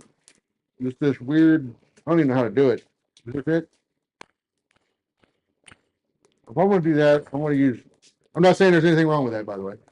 If I'm going to do that, I'm going to use a much smaller hammer. That will wear you out quick. This, all I do with this is pick it up. I pick it up, over my head, and drop it. A lot of people think I'm like some kind of power striker. I'm not. But I can do that all day. And I've had people say, oh, whatever. Because, you know, I come with extra fuel. But I can. And anybody that has been around me while I'm forging, when we're working on tools, have seen it. They'll tell you, I can swing that thing all fucking day. Swing it. I'm not swinging it. That's the key. I'm picking it. All I have to do is picking 14 pounds up over my head and dropping it. Now, sometimes I might give it a little extra oomph as I drop it, but I'm essentially just dropping it. And I can do that all day long. You can pick up 14 pounds, not a big deal. And I get guys that'll tell me, oh, well, you know, I can swing an 8-pounder and I can generate just as much power. No, you cannot. You cannot. That is not how that works. You cannot. You have to swing. If you have a 14-pounder and you have a 7-pounder, you're going to have to swing the 7-pounder 40% faster to generate this same kinetic energy that the 14-pounder is going to deliver. That's to match it. 40%. Do you think I can't swing 14 pounds fast if I want to? I can. It'll wear you out, but I can.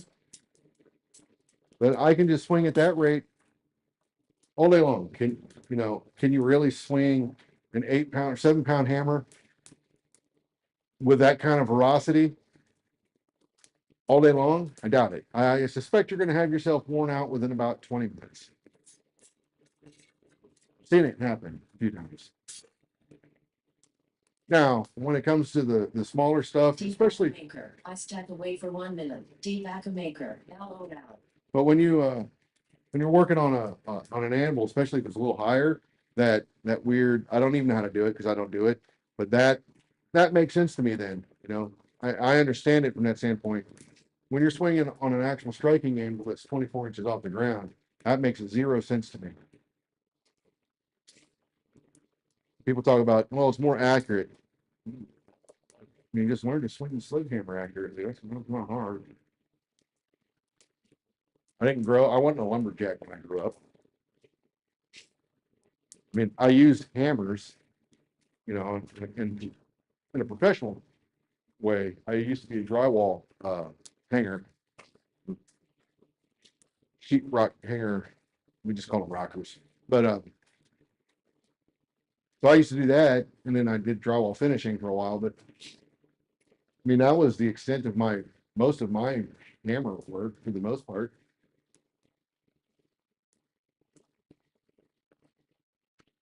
So if this overweight, middle-aged IT guy can swing a hammer all day, there's no reason you can't. I'm gonna get one of these hot, and I'm gonna proceed to flatten it over here. And the reason I don't use the big hammer for that is there's what we call a Christmas tree in it. There's a divot in the middle of the die, Maker. and that causes problems. Cold Dragon Forge. Who calls out the idiots who say they use 14-pound hammers for their daily drivers? Dustin Baker. Hey, Rob. Hey, Dustin.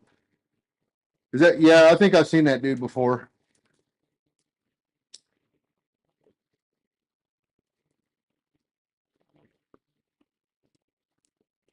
My favorite thing is watching knife guys who forge like, a 12-inch knife tops, but they're using like 300-pound power hammers. Like, what the shit?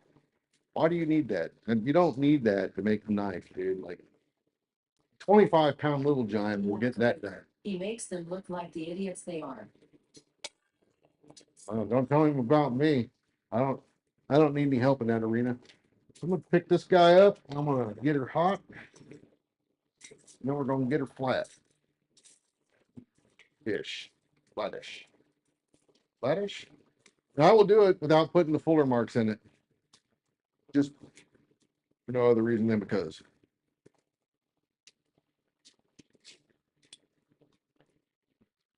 That's my other favorite thing on the internet is like you'll post something, and there's always like that dude who has to share his thing that of whatever it is that you did. He has to share his version of it, and there's always that guy that shares the ultimate shitty version of it, as if he accomplished something or that you can learn something from that shitty thing he made. I mean, I get it to a degree. You project, you made something, but it's like, not that I've made an immaculate thing, but like, let's say, here's this immaculate thing. Looks amazing. And then you post your cat turd. Maker. Now load out. Yeah. It just cracks me up. It's just like, how can you look at that first piece and look at your piece and think they're in any way, shape, or form comparable? So I posted about a hammer making class that we're doing, and somebody followed one of them up with a hammer they did. That person needs to take the hammer making class. I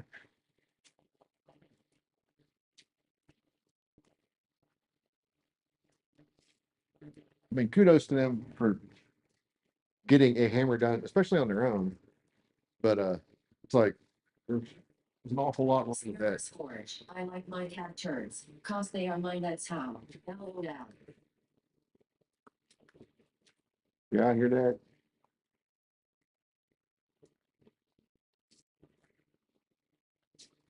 Maker. I can. Make a hammer. I know that. Oh, you can definitely make a hammer, dude. Hardest part about a hammer is punching the eye. Once you've got that done, it's all downhill from there. Practically makes itself. All you gotta do is hit it in the right spot. Easy peasy. Maker. I don't. Have the stuff to do it.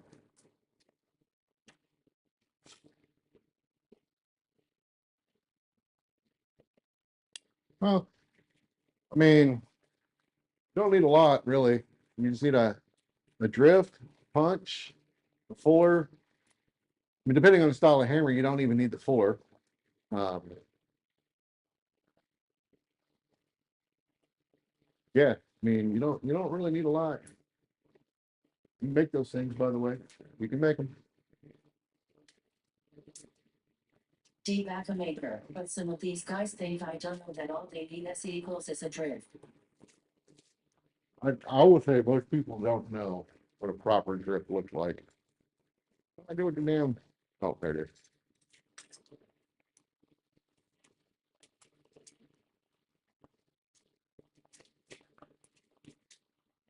I've seen a lot of people post their drifts or drift making, and not that I mean it will drift a hammer, I suppose, but I mean just the geometry is all wrong. Um, Speargrass Forge, French cross pins don't need a fuller. yeah, but French cross pins are ugly.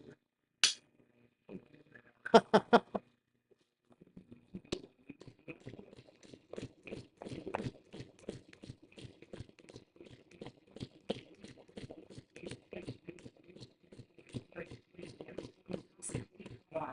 I don't want drift I need.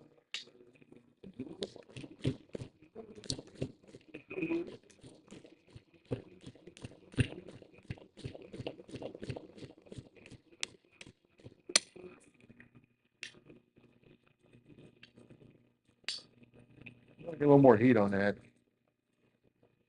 I want that back a little further from where I'm at. I am a hammer maker, Speargrass Forge. There I like Frenchies.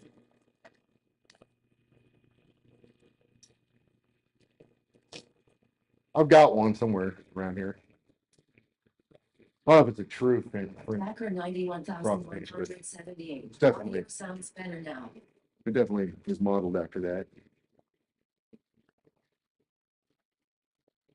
Good. I'm glad the audio sounds better. You know, I wonder, is it possible that YouTube is feeding the sound cancellation stuff? Where is that French cross pin? I have one around here. I don't actually use it. I have one somewhere.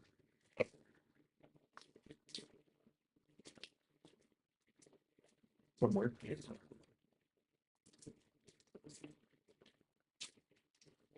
A bit further back.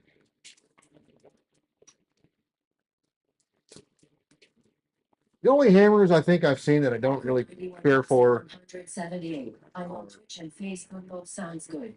D-back a maker. If I was to make a hammer, it would be a straight equals pin hammer. QC need one of those. It's not even the dog head. It was like a dog head. It's like really big. It's like really big and fat, and just everything about it was it was one. It was ugly, and it was very unwieldy.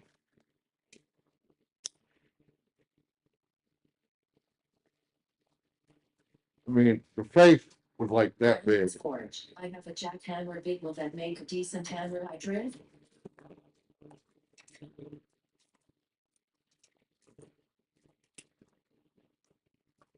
It could, yeah. It could definitely make a good drift. There we go. Oh.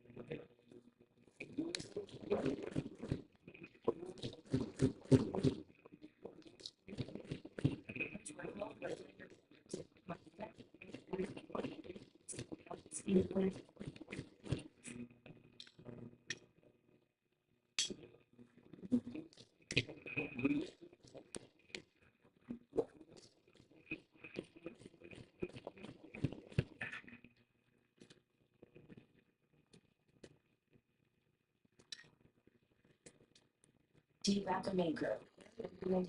For all offenders.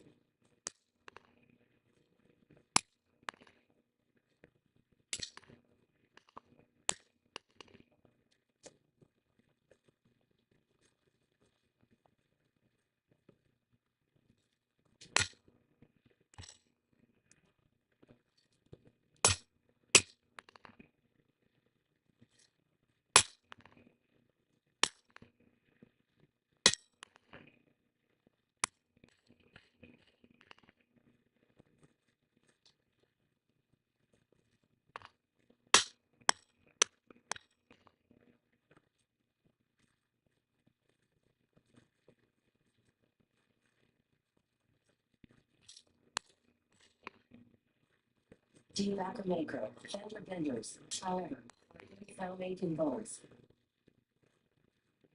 All right.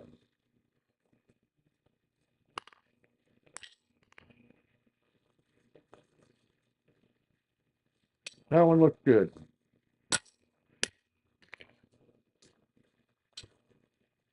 If I continue to hit it.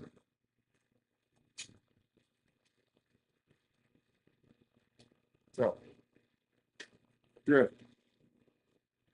No floor mark on it. That's okay. It's not as sexy as the others, in my opinion. So is that geometry thing. I'll show you what I'm talking about. Find a decent example and show you some turds. Thank you. I'll show you mine. Decent example. So I have a bad example of one. I don't think I did. Sure, I do somewhere. Anyways, that's a pretty good example.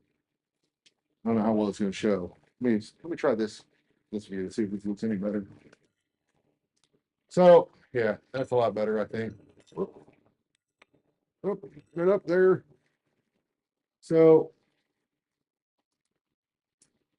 if you really want to do, there's a couple things. One, your taper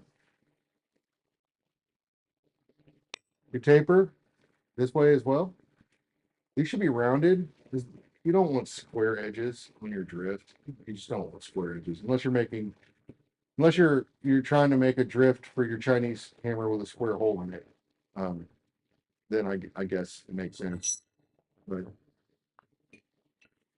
typically don't want square edges. They're rounded. The other thing is pay attention to.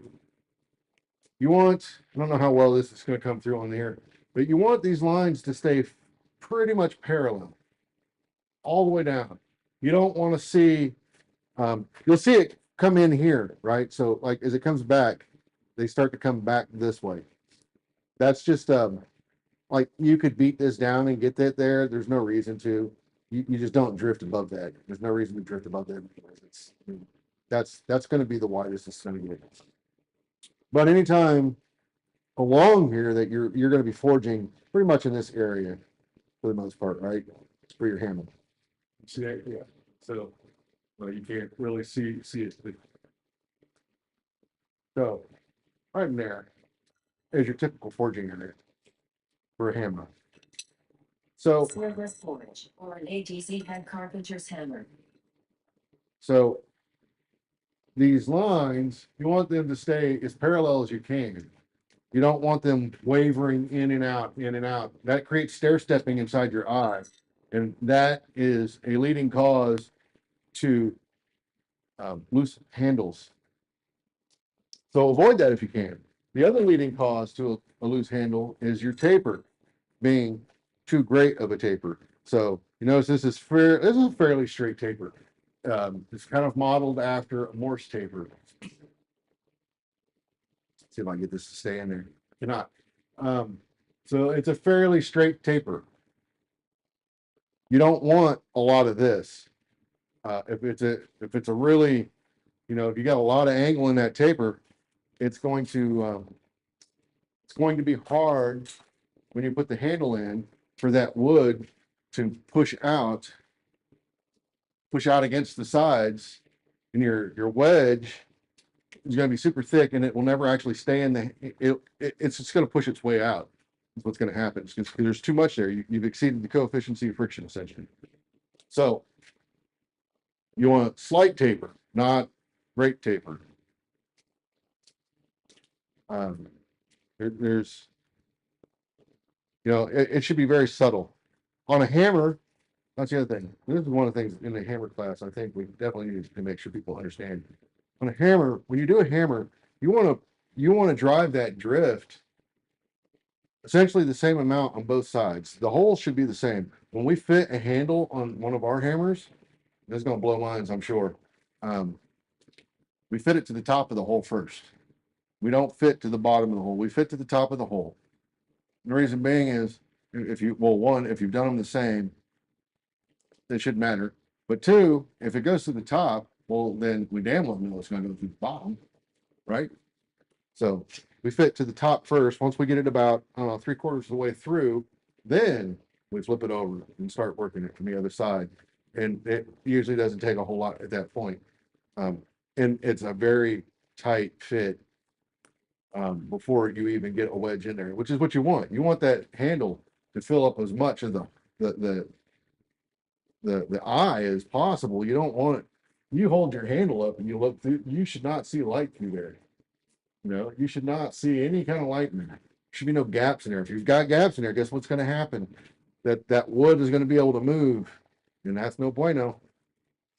You see people doing this all the time. Tapping their handle heads back down on their hammers. But it happens. They'll get loose. But once you drive a wedge in there, it that should be really. And this particular handle's 3 years old now. I don't know, and it has not moved. I mean, it's in there. It's in there good. Now you can do the crazy hacks like soaking it in antifreeze is one thing I saw people doing. I've not had to do that, and I travel quite a bit. Now I will say I haven't traveled to like, Because my locality is very dry. yeah, I haven't traveled to like Arizona or New Mexico, anything that was super dry. But I get it. So this one it's pretty hot, but not hot enough, man. It's not hot enough. We have it in the right spot.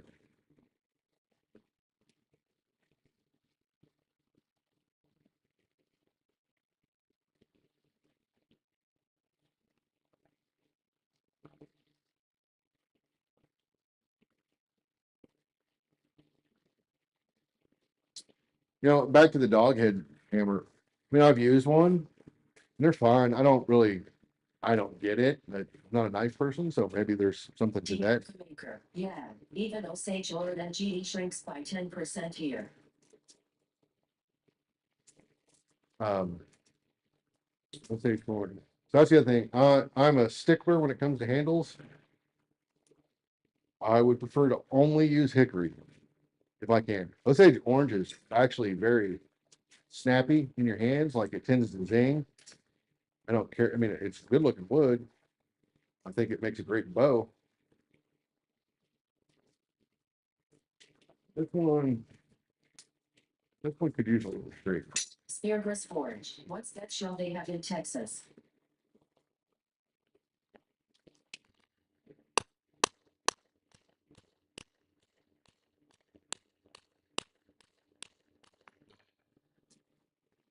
What's the shrub they have in Texas?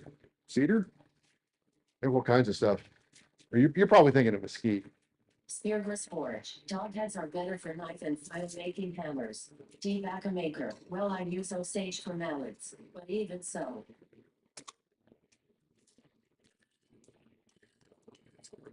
I mean, if you don't have problems with Osage orange, I mean, go for it. But the couple that I've used that had handles like that, they just felt every hit of the hammer. Felt every hit. I was like, I don't really care for that. And I definitely would not use it as a top tool handle. It's that that hurts.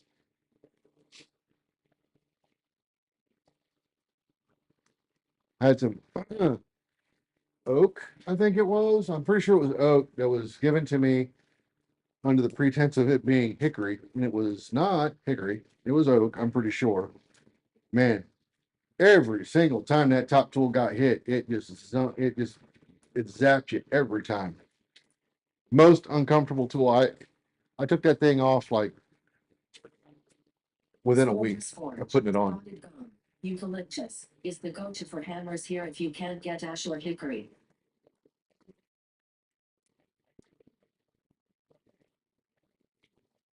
Tobacco maker. Nope, not a top tool wood. It's really only for a mallet face. Yeah, I think the wood that you were thinking of, Adam, was probably mesquite. We use that. That's not. I don't even live in Texas anymore. Predominantly used for like barbecuing and things like smoking meats.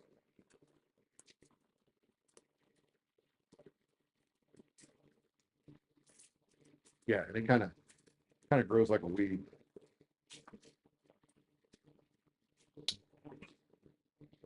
But a lot of cedar too, at least where I grew up.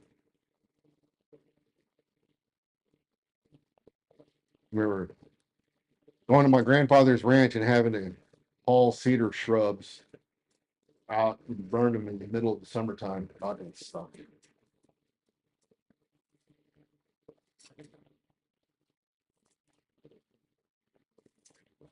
Tobacco maker. It transfers a lot of energy straight into the work. As a handle, no, unless you need a lot of spring in the handle.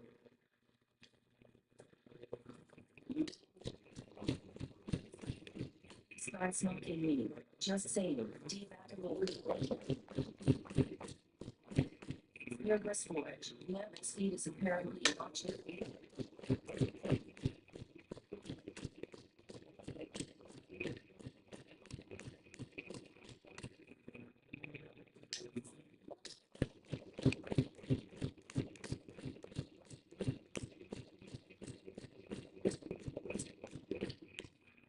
Tobacco maker. No, get as much as you can for smoking weed.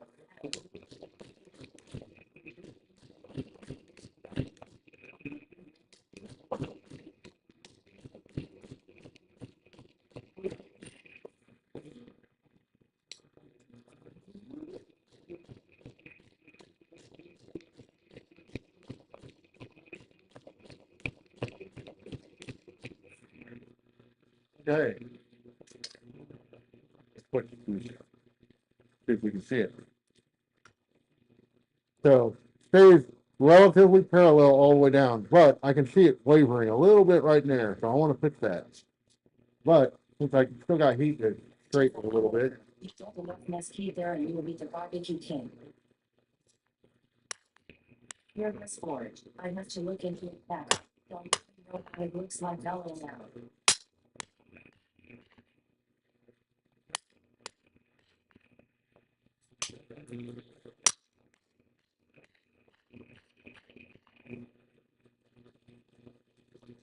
So I take one more pass. So right in here, it kind of wavers right in there. So I want to clean that up.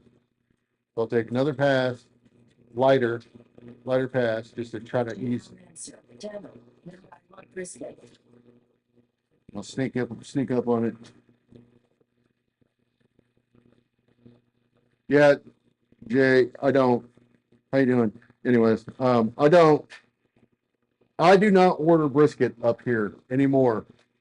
It is a recipe for letdown. Maker. It looks like a shaggy bush with yellow catkins and slightly greener leaves. Long weed pods off it in the prime of its life. But yeah, I don't order brisket up here. Hell, I can't even find beef ribs up here. Waxy looking beans. BTW.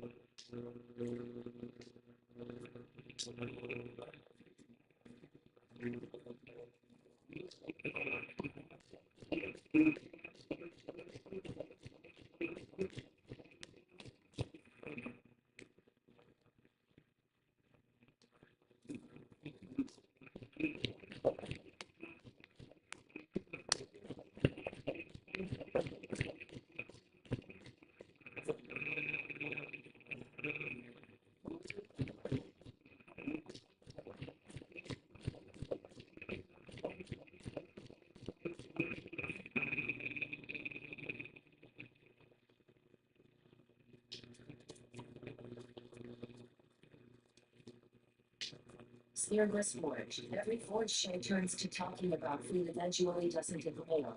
I have to find mesquite for my best mate. Yes, the meat smoker. Ha, ha, ha.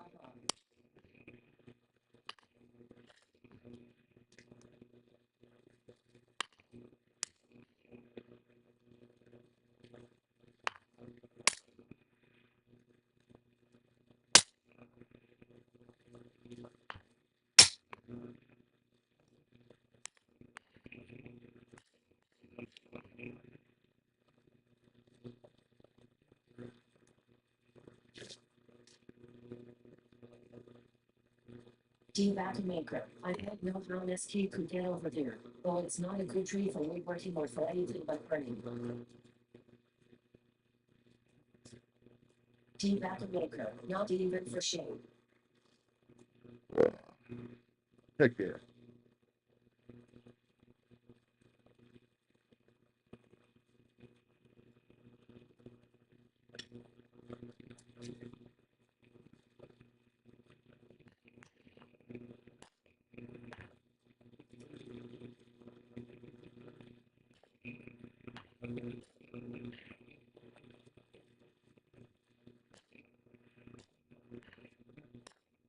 Speargrass Forge. We had Native Americans here during the late 1800s and early 1900s in the Gold Rush.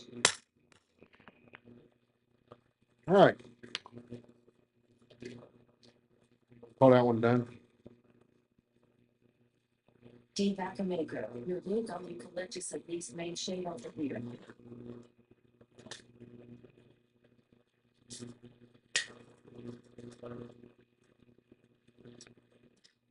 One more to go, then I'm done for a while. Chrome will relaunch in 4 hours. Tobacco maker. But even the gold rushers didn't know about mesquite. Speargrass Forge. I call it a drift rock, not a dun elbow out. Yeah, you guys had Quigley down under. Saw that. Tobacco maker. It was a secret among Native Americans for centuries.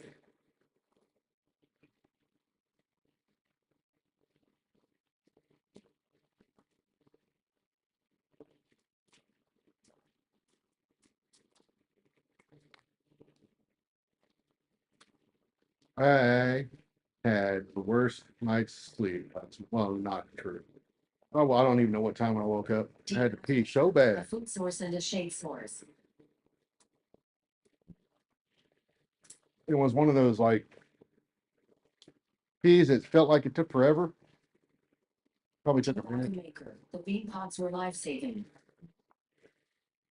Well, it felt like it took forever. And then what was really weird is I woke up again, went back to sleep, woke up again around 7. Tobacco maker. And I felt like I peed even longer. Tobacco maker. Wrong. Felt like I peed even longer. Crazy. Old people problems.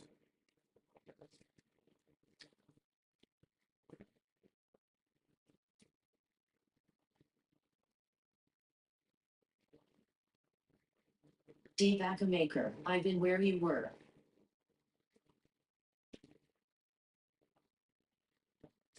So, anyways, last drift. Tobacco maker. It's an old age thing.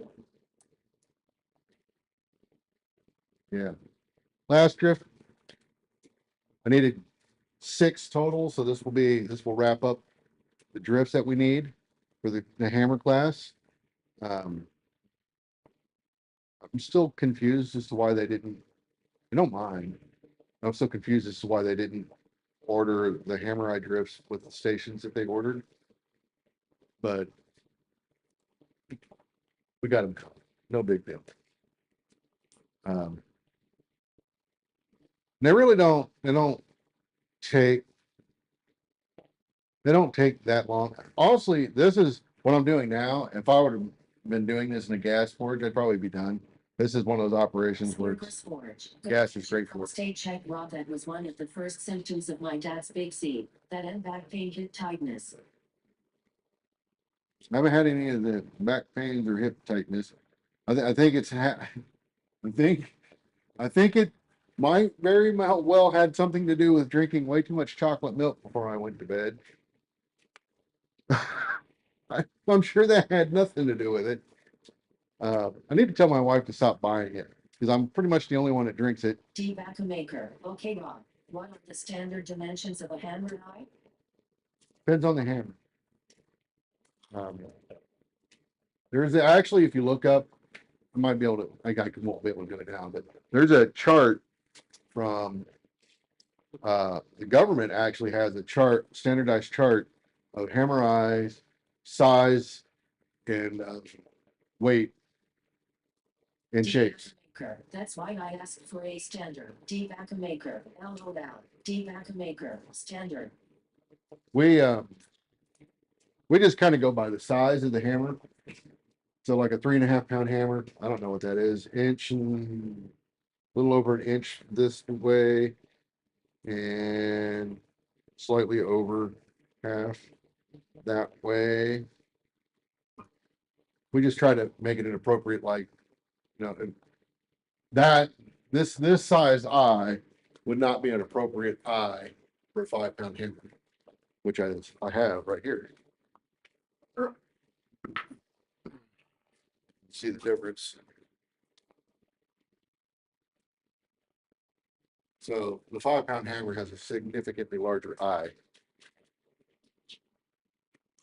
Something else I need to do is I need to heat treat that thing Tobacco maker. this weekend. So maybe your 1 inch is X5/8.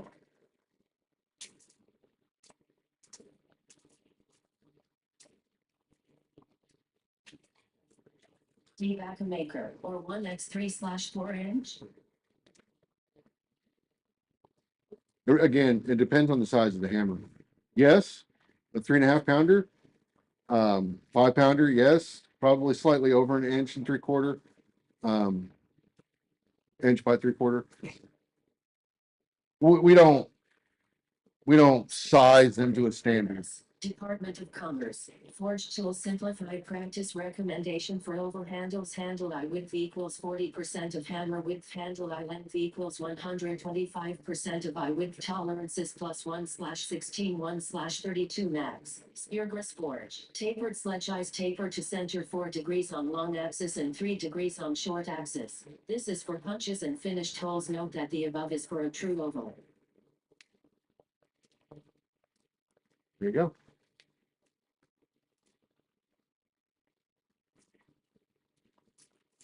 Yeah, we don't forge anything to any kind of particular standard outside of. I mean, we just get used to like, okay, yeah, that's Tobacco maker 10. that's too Tobacco maker. too small, or that's too big. I don't necessarily think you go too big unless it just looks goofy on the hammer. Tobacco maker. They make everything hard.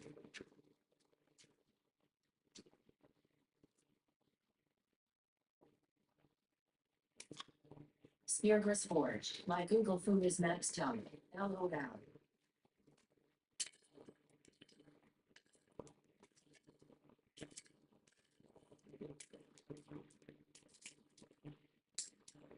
Tobacco maker. Rest now grasshopper. Get these off the table because I have this weird desire to grab them. Gonna put these over there so I don't do that.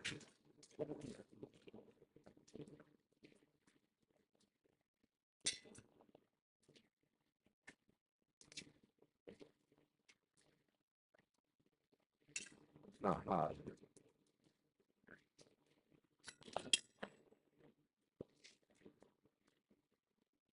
might be one.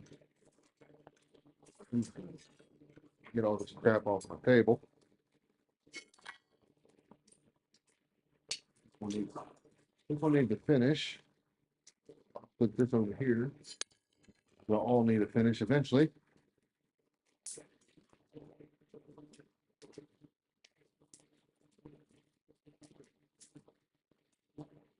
But yeah, we don't particularly forge to like a specific standard, just what looks right.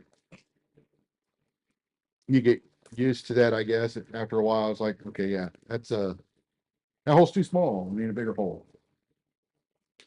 I guess you could figure that out and mark your drifts or something. Create drifts with that particular for a size. You can make. That's the problem though, right? If you start making drifts for a particular hammer size, then you're going to have a ridiculous amount of drifts. So let's see. This one is 1.25 inches long and 3/4 inch thick.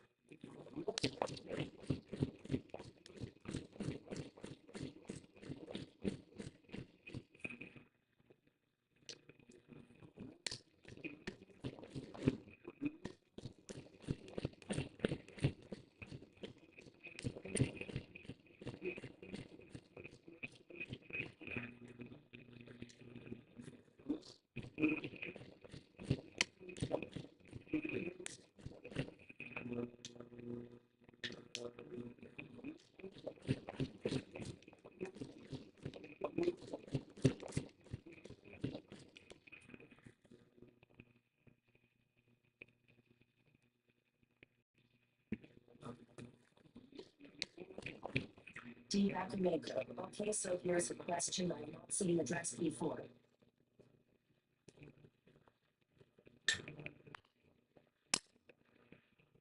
Debug maker for a blacksmithing hammer.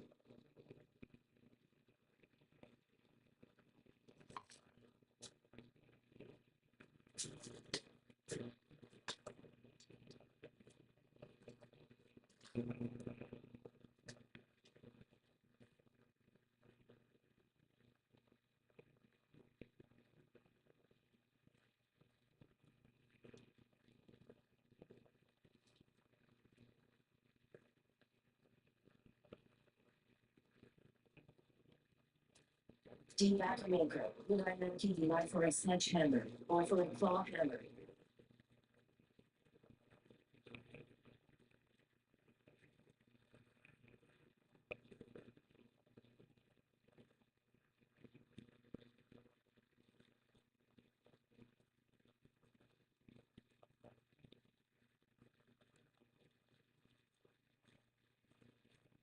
Well, I don't. Yeah, it depends again on the size of the hammer. If you're making a Debug maker. 6, 7 pound hammer, you're starting to step into like sledgehammer territory.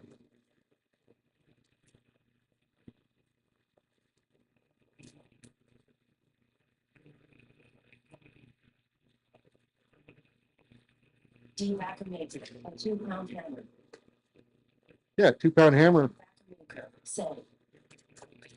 2 pound hammer, drift like this would be fine. That was made out of 1 inch. One, you can see it at its fattest. It'd be right about there. 5/8. Like almost 1.25 inches. Little under 1.25 inches. Closer to 1 3/8 inches. Okay. No. Closer to 1 1/8 inches. Now look at that. So 5/8 by inch and an eighth wide. For a 2-pound hammer, that's plenty. You don't even have to go that far. For a 3.5 pounder, that would be fine. That would be, I think that would be max. Okay, that gives me some idea. You see, no one says the dimensions for their drills.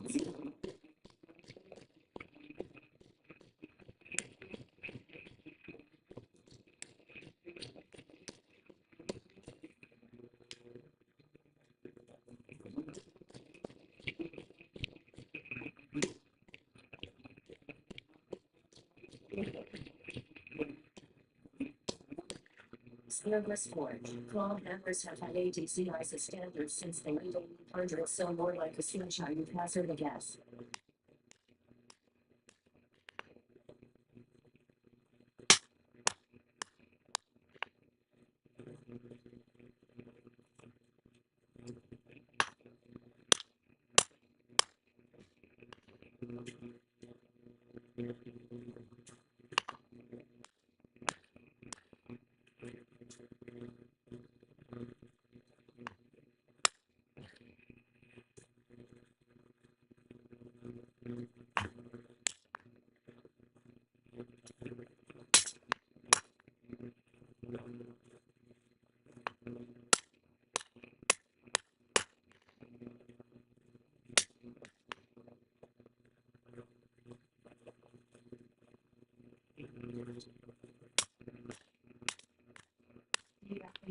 It would actually be helpful to give our drift dimensions if they are standardized.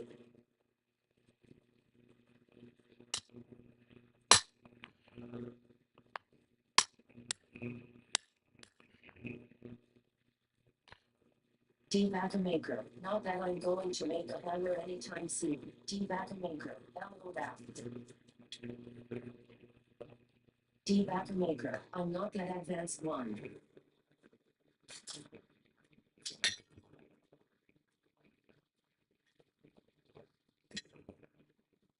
All right. Drifts are complete. Makes me happy. That makes me happy.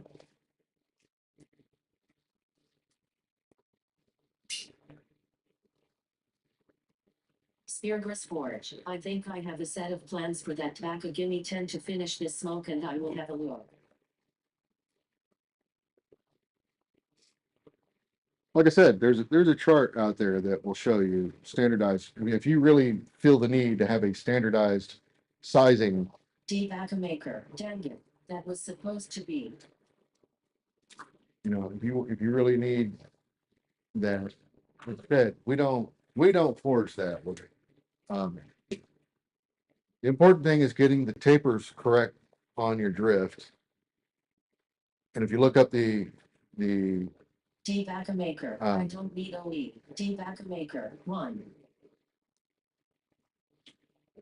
if you look up the Maker. Morse taper, if you look up the angle of a Morse taper, that's essentially what you're shooting for on a hammer on drift, which I think is 3 degrees total. So not 100% certain. Maker. Okay, Morse taper. So yeah, if you have essentially the same taper, be it a Morse taper, whatever the taper is, doesn't really matter. Keep it. You'd probably want to keep it under 4 degrees total taper, but those dimensions, if you're starting with 1 inch or 1.25 inches, if you take this down to a certain size, be it whatever this came out to, say half by, I don't know, quarter maybe. If you take it down to that, technically speaking, up until it gets to, once it exceeds this being 1 inch, goes to 1/8, it's going to start getting bigger, and up to 1.25 inches, it'll start getting bigger. But down here, they should be the same, right? Because you're tapering out to the same dimensions essentially. So all that will be the same. It's just you're going to have more drift that gets bigger. I have one of those right here.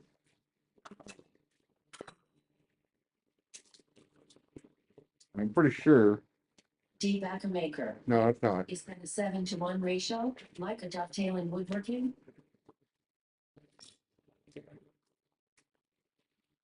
That I don't know. Where the hell did all my good stuff? Anyways, if you make a drift out of 1.25 inches, you make one out of 1 inch, and you take them both down to the same dimension at the end, D. Maker, cause that might make sense to me. they will be the same all the way up to a certain point. Then you start getting to, you have more mass. So obviously it's going to be bigger as it comes out. But for a good portion of that, they're going to be the same. D. Maker, okay, do me a favor. Bigger ones. D. Maker, if you can. Yeah.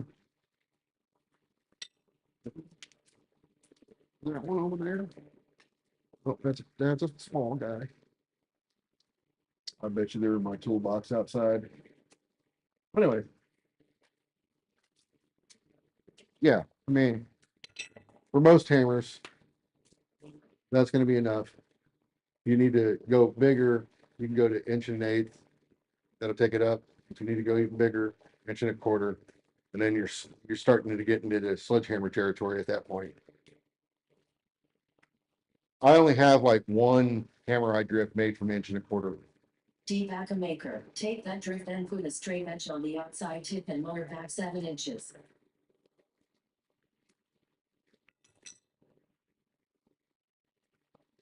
I don't even know if I have a D. straight. Maker, okay, you answered it already then.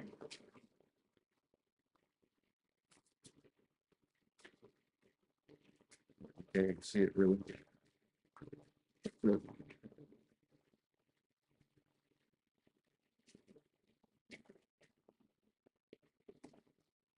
7 inches.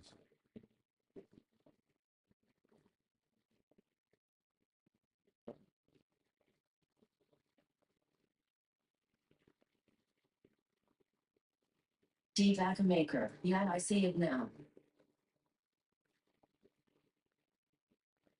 That's about 7/8.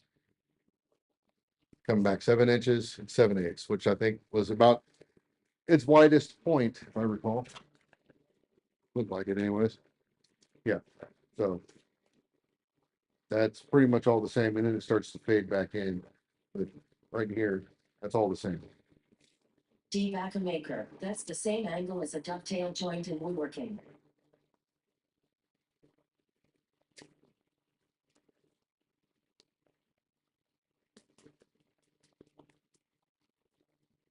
D.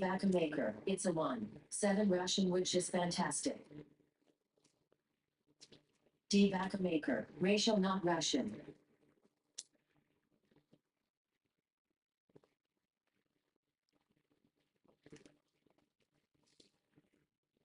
I think the ideal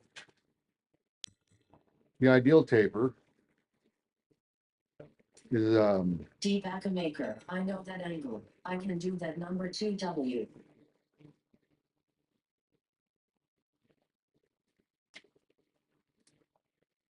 we can do that now. I think this is very similar to the taper that we use on our striking anvils as well. Taper, the angle. It's a very similar angle that we use on there. It's a very fairly straight angle. It, D. it Maker, damn, now. it's got enough angle in it to provide the support, but it's almost like you would look at it, it almost seems like it's straight, but it is not. Like if you were to look down them, I mean, there's a slight angle there, but it's got a lot of strength there. So it doesn't flex. Like if you put too much angle on the legs, they'll flex.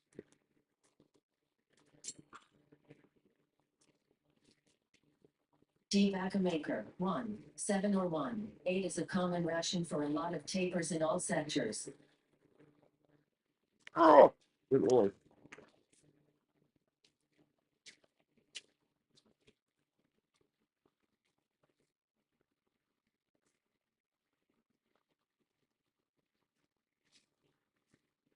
D-Vacuum Maker, it's like a standard.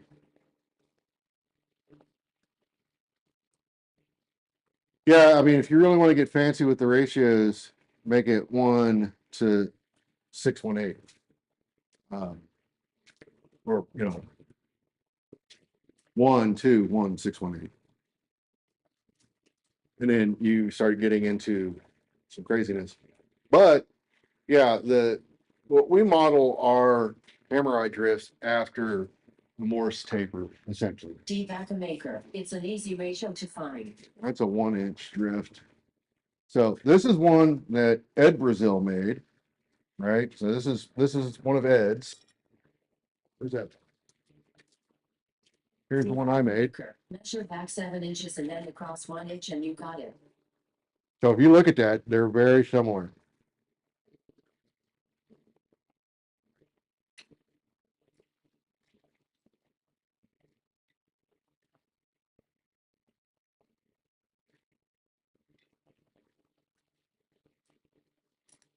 But this is the one Ed made. This is mine.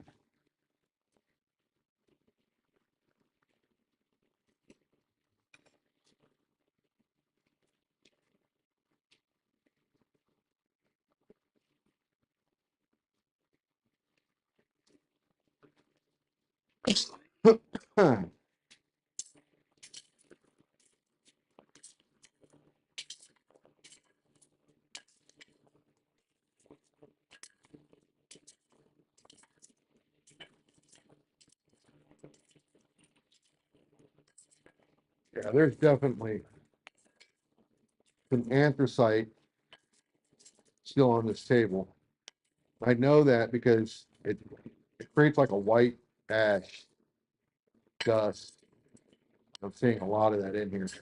I'm wondering if that's what's Speargrass Forge. causing. Peace guys, I'm off. I have to nav got the show tonight and have to stay up to be changed over for work tomorrow. D-Vacuum Maker, it even looks like a dovetail on the camera. Yeah, an anthracite. D-Vacuum Maker, sleep well, Adam. It's contaminating my pot. But yeah, it's D-Vacuum Maker, I'm going to bed soon too. yeah, that's what I'm doing now. But it's interesting how Ed and I essentially made the same drift. His is, I mean, it's different, but not. I mean, his is a little longer than this one. But at the end of the day, I mean, you can probably interchange those. I don't recommend that, by the way. Anytime you start with a drift, try to finish with that drift if you can. Or if it was made by the same maker, you can switch, but like, because that way you know that whatever they use likely D-Vacuum Maker, okay. Rob, gonna be the here's same my thing. question. Oh, like, where the heck do I put all the hammers?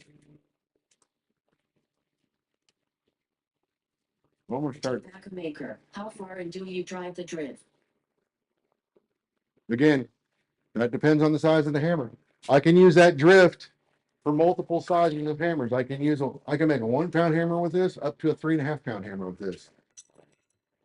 I can use it on top tools that have relatively small eyes. Oh my, whoa, the handle is warped. D-Vacuum Maker, let's stick with the 2-pounder. Again, there's a chart for that. I don't know. I mean, I do everything by eye. I don't do any kind of measurements or anything like that. Well, I measure when I cut it, but like when we're forging, we're forging to what looks appropriate on the drift based off of the handle or the hammerhead. So usually down in here somewhere, or you could push it, you could bring it all the way down if you wanted to. You can't have too big a handle material in the eye, in my opinion, unless you over forge the eye and make it look goofy, which this is not going to do that to a 2-pound hammer either. So you could drive that drift all the way up to its fattest point. Or you could stay down here. There's no need to do that if it's just it's all fortunate to the material. Like I said, so like that drift can make this eye, which is pretty small. D-Vaca Maker. LOL, I would definitely make it look goofy. LOL. Right. I mean, you're not gonna you make the next one better. That's what I do. I mean, or try to anyways. I don't always do that, but I always strive to make the next thing better. You're not gonna your first hammer isn't gonna come out looking like something that Ethan Hardy made, like this one. You know, I mean, that's just not that's an unrealistic expectation. But you make a couple more, they start looking better, start looking better. Before you know it, you're like, man, look at this. I figured it out. And if you're gonna make a straight peen or a cross peen, like a Swedish style, D-Vaca Maker. Nothing will happen. D-Vaca Maker. LOL. if you're gonna make one of those, I mean, those are even more simple, to be honest. I mean, that's there's nothing. That's the thing, right? Like when it comes to making a hammer, the hardest part about making a hammer is punching the eye. Once you've done that and you've got that done right, everything else is much easier. To make a double diagonal peen hammer. Let's say now you're getting into a complex hammer, and I would advise making a cross peen and a straight peen first, and then work on something. I make that more than anything else. But there's nothing you can do with a diagonal peen that you can't do with a straight or cross peen. Like, other than you'd have to switch hammers. I can do that with this, by the way. I can just come down this way. I got diagonal peen. Now I got diagonal peen. I got a straight peen. I got a cross peen. So you can do all those different things. But you know, I would highly recommend you make straight peen and a cross peen first, to be honest, then a straight peen. Because doing the diagonal, that gets a little trickier. It's not that it's harder, it's just a little more tricky to pull off. But the rest of it, I mean, you're essentially just punching an eye. And if you get the eye right, you get the eye correct, you know, you can make this was going to be a cross peen, I think, but we took it too small, so we're supposed to cut it and never got around to it. But you know, this is not a standard Viking style, whatever Swedish style cross peen. It's just a cross peen that we decided to make. And it's okay. It's not great. It just needs to be cleaned up. But yeah, I mean, you can do all, I mean, really, again, making a hammer is not, the forging is not hard. The work in the forging is hard. It's like, and it's just punching it. Once you've got it punched, everything else is really fairly simple and straightforward. A rounding hammer is far more complex in this style than a Swedish cross peen. Now, if you want to get into like Roy's territory of dressing them up, I mean, now you're getting into territory I know nothing about. But D-Vaca Maker. Oh, I don't care about the idea of what tradition it comes from. I just need one that works for me. it's trash. Yeah, I mean, and that's entirely, you know, subjective anyways. I mean, I don't, but none of them are hard to make. That's the thing. There's work involved, but it's like hard. We'll talk about hard. Make a window grate with, you know, pass throughs and all, you know, scrolls that match and things like that. Now you're getting into hard forging. Making a hammer, that's just the shape. That's just getting the shape right. That's practice. Not a big deal. Well, it's all practice, but the hammer is relatively simple to make, and it's usually why it's one of the first tools that we, or at least one of the first tools I help people make. Because it takes a lot of the, I don't know, gatekeeping. It kind of knocks the gatekeeping out, because once you've made a hammer, it's like suddenly you realize, hey, this none of this stuff is as hard as I was led to believe. Now, there's other, like making a knife, right? Let's just go to making a knife. making a plain, regular old knife, nothing fancy, nothing great, just a knife is easy. There's nothing to forging a knife. They're simple. They're very simple. Very simple. There's nothing complex about it. When you start fitting up guards and putting on fancy handles and doing things like that, all the hand sanding and grinding, that's when it gets into the complicated territory. Uh, that's now you're taking that to a whole new level, and that's which is fine, but that's also a big reason why I'm not a knife guy. I've seen enough people do that where I'm like, I don't want anything to do with that.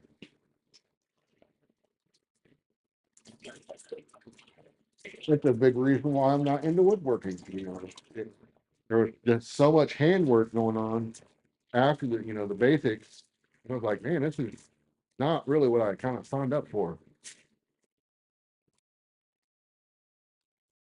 But I understand why people are really, there's a lot of people that are really into that. I'm not that person. I know enough about me to know that's not my forte. I was into woodworking for a while, and like making cabinets and stuff, yeah, all day long, no problem with that. But making like really fancy like drawers, with dovetails, and all that kind of stuff, that I did a couple to say I did, but that was about it for me. I was just like by hand, I could have used the little jig thing or whatever, but I did them by hand, and it came out fine. It was just one of those things where it was like, man, it was just so much extra work. I was like, man, I'm really not, this is not my thing.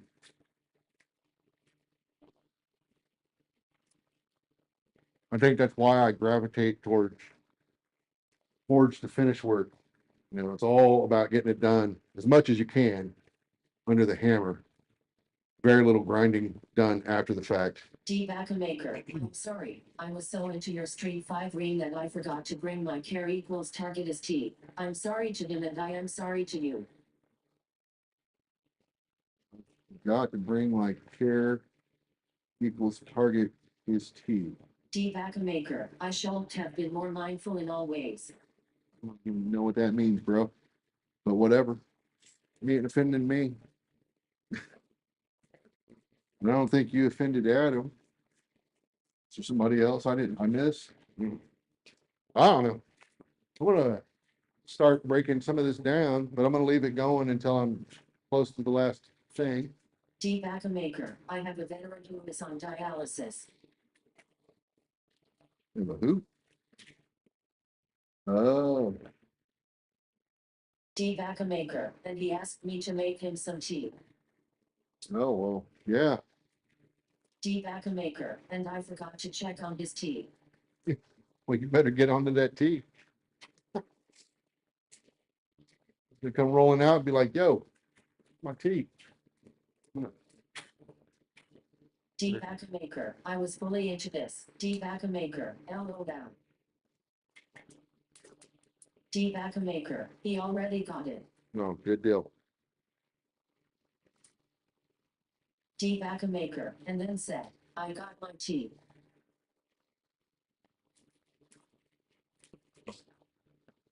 Yeah, yeah, dude, like sometimes you just gotta just jump in and do something. Fucking fuck it up. And then go from there. Because that's how I roll.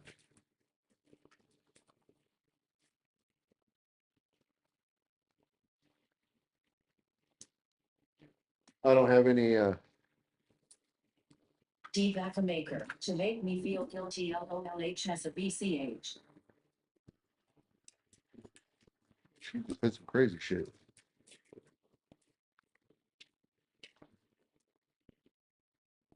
Oh yeah.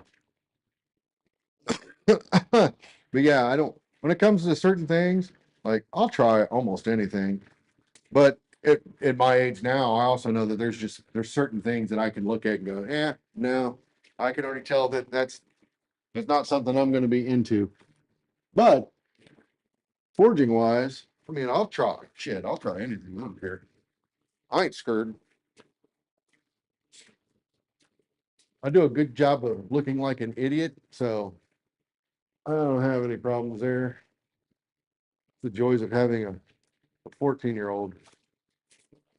It reminds you of how much of an idiot you are on a daily basis. So I don't ever have, well, I do have momentary lapses of forgetting that I'm an idiot, but those are far and few in between nowadays. D. Maker. I mean, I took care of my mother after her stroke. I changed her and fed her and everything by.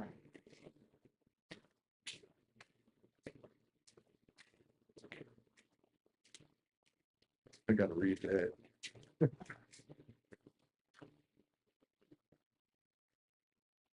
D. Maker. I'm not this guy's permanent caregiver. D. Maker. Not other. She's- Mother. She said caregiver. I want to be a caregiver. Told you, sometimes they pronounce things really weird sometimes. Caregiver. What's your job? I'm a caregiver. Sounds like a role from like Airplane. Caregiver number one.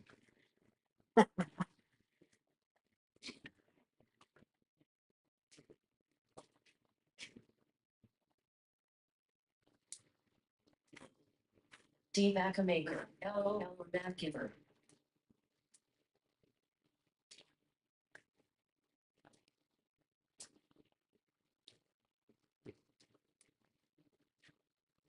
It's kind of fun though, the speech to text thing or text to speech thing. Um, I to be honest, I like it more than I thought I would. It's the guy at the disco making sure everyone's okay. The caregiver. There we go with caregiver again. But yeah, I mean, I didn't think I would. I wasn't sure what I. This is the first time I've actually heard it working, so I wasn't really sure how much I'd like it, but I kind of dig it. The only problem I have with it is it forces me to keep a laptop out here, make it work. I don't like that. If I could figure out a way to do it without that, Maker. It's totally funny. I would totally do it if I could do it without having to. I would prefer not to have a laptop out here if I could help it, but it is what it is. Um, so yeah, I guess it just means I'll have to probably need to buy a laptop specifically for this process and get a cheapie because it's not really doing anything but the text to speech currently is a big thing. And then I'm gonna watch this a little bit tonight, I think. Maker. Just run long speaker cables out to the shop and have your commuter in the house LOL. But yeah, but I could probably also just do that, D. Maker. Dang, I can't spell. probably just do that over the network too.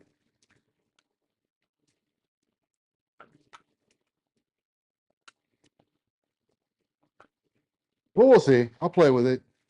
Um, I'll play with it. I'm not too worried about it, to be honest.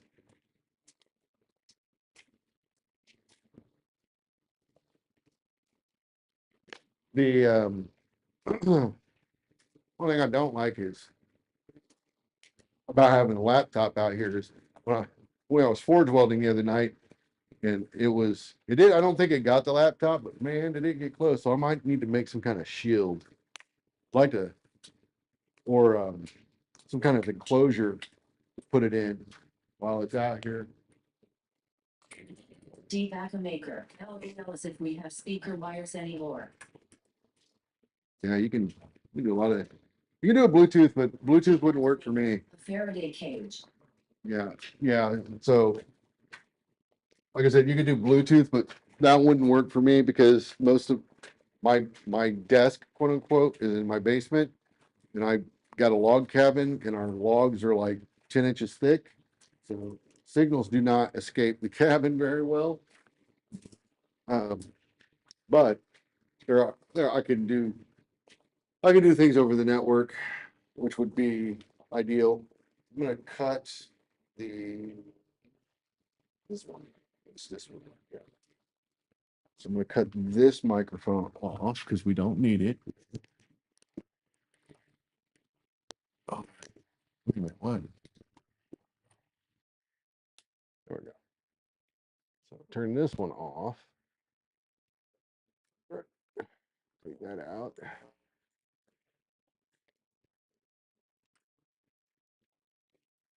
Look forward to the day when all of this is wireless, because if you could see the amount of wire. Oh, what did I do? I unplugged something.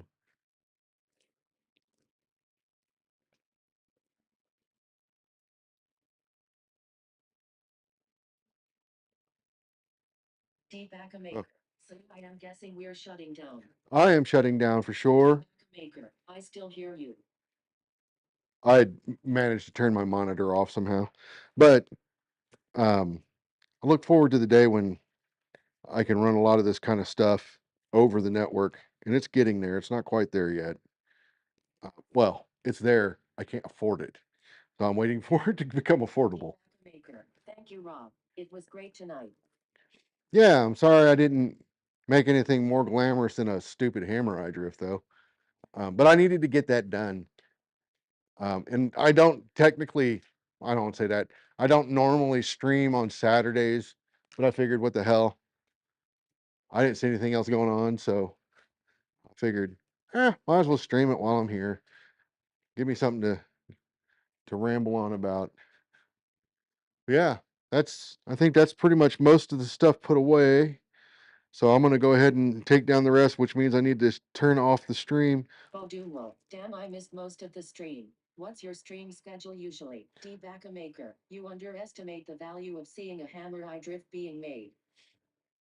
So the normal stream schedule, I usually do Wednesday nights at 8:30.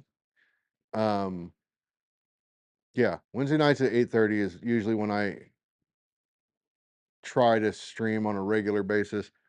That's not set in stone yet, but that seems to be working fine. So that's when I usually do it. On the weekends, I'll do it if I'm bored, I guess. Tired of talking to myself. I'll do it. I'll do that then. Like tonight, I made 3 hammer eye drifts. This is ones we did Wednesday. If you wanted to see that, I'm putting it on the anvil like you can see it over there. So this is one that we made Wednesday. So it's just nothing fancy. It's just a hammer eye drift. The trick to the hammer eye drift is getting the geometry correct. Once you've got that down, they're easy peasy. It just takes, you want to just pay attention to what you're doing. So this is the anvil inside your eye as you're forging the eye of your hammer. So if this isn't right, your eye won't be right. And I'm going to put this back where it was supposed to go, which I forgot about earlier. But yeah, I needed 6 total, and now I have 6 total. We did 3 Wednesday night, and that was with my buddy Paul.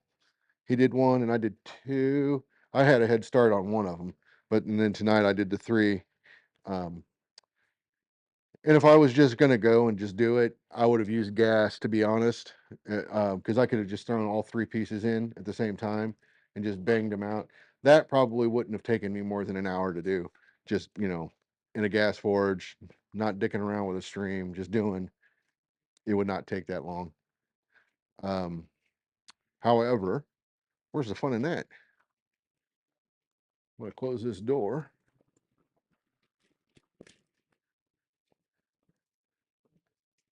And then I'm gonna hit the off button.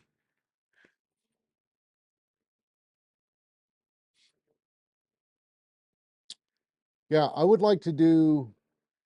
Well, actually, Brian's got. Maker, Rob, stand still, bro. I want to say Brian Brazil has a decent video on forging with a striker, a hammer eye drift, but they don't talk a lot about what's going on. But I mean, if you just watch, it's pretty good information. And then, and to be honest, I haven't seen too many. Maybe that's something I do one day is make an actual like God a how-to video. I struggle with the idea of a how-to video because I don't necessarily think I know the right way to do it. I would really, I'd love to get Brian or Ed nailed down and then have walk through it with him. And you can make a hammer eye drift out of 1 inch material by hand pretty easily. Once you start exceeding 1 inch, though, it gets a lot harder. 1.25 inches by hand is pretty brutal. Um, but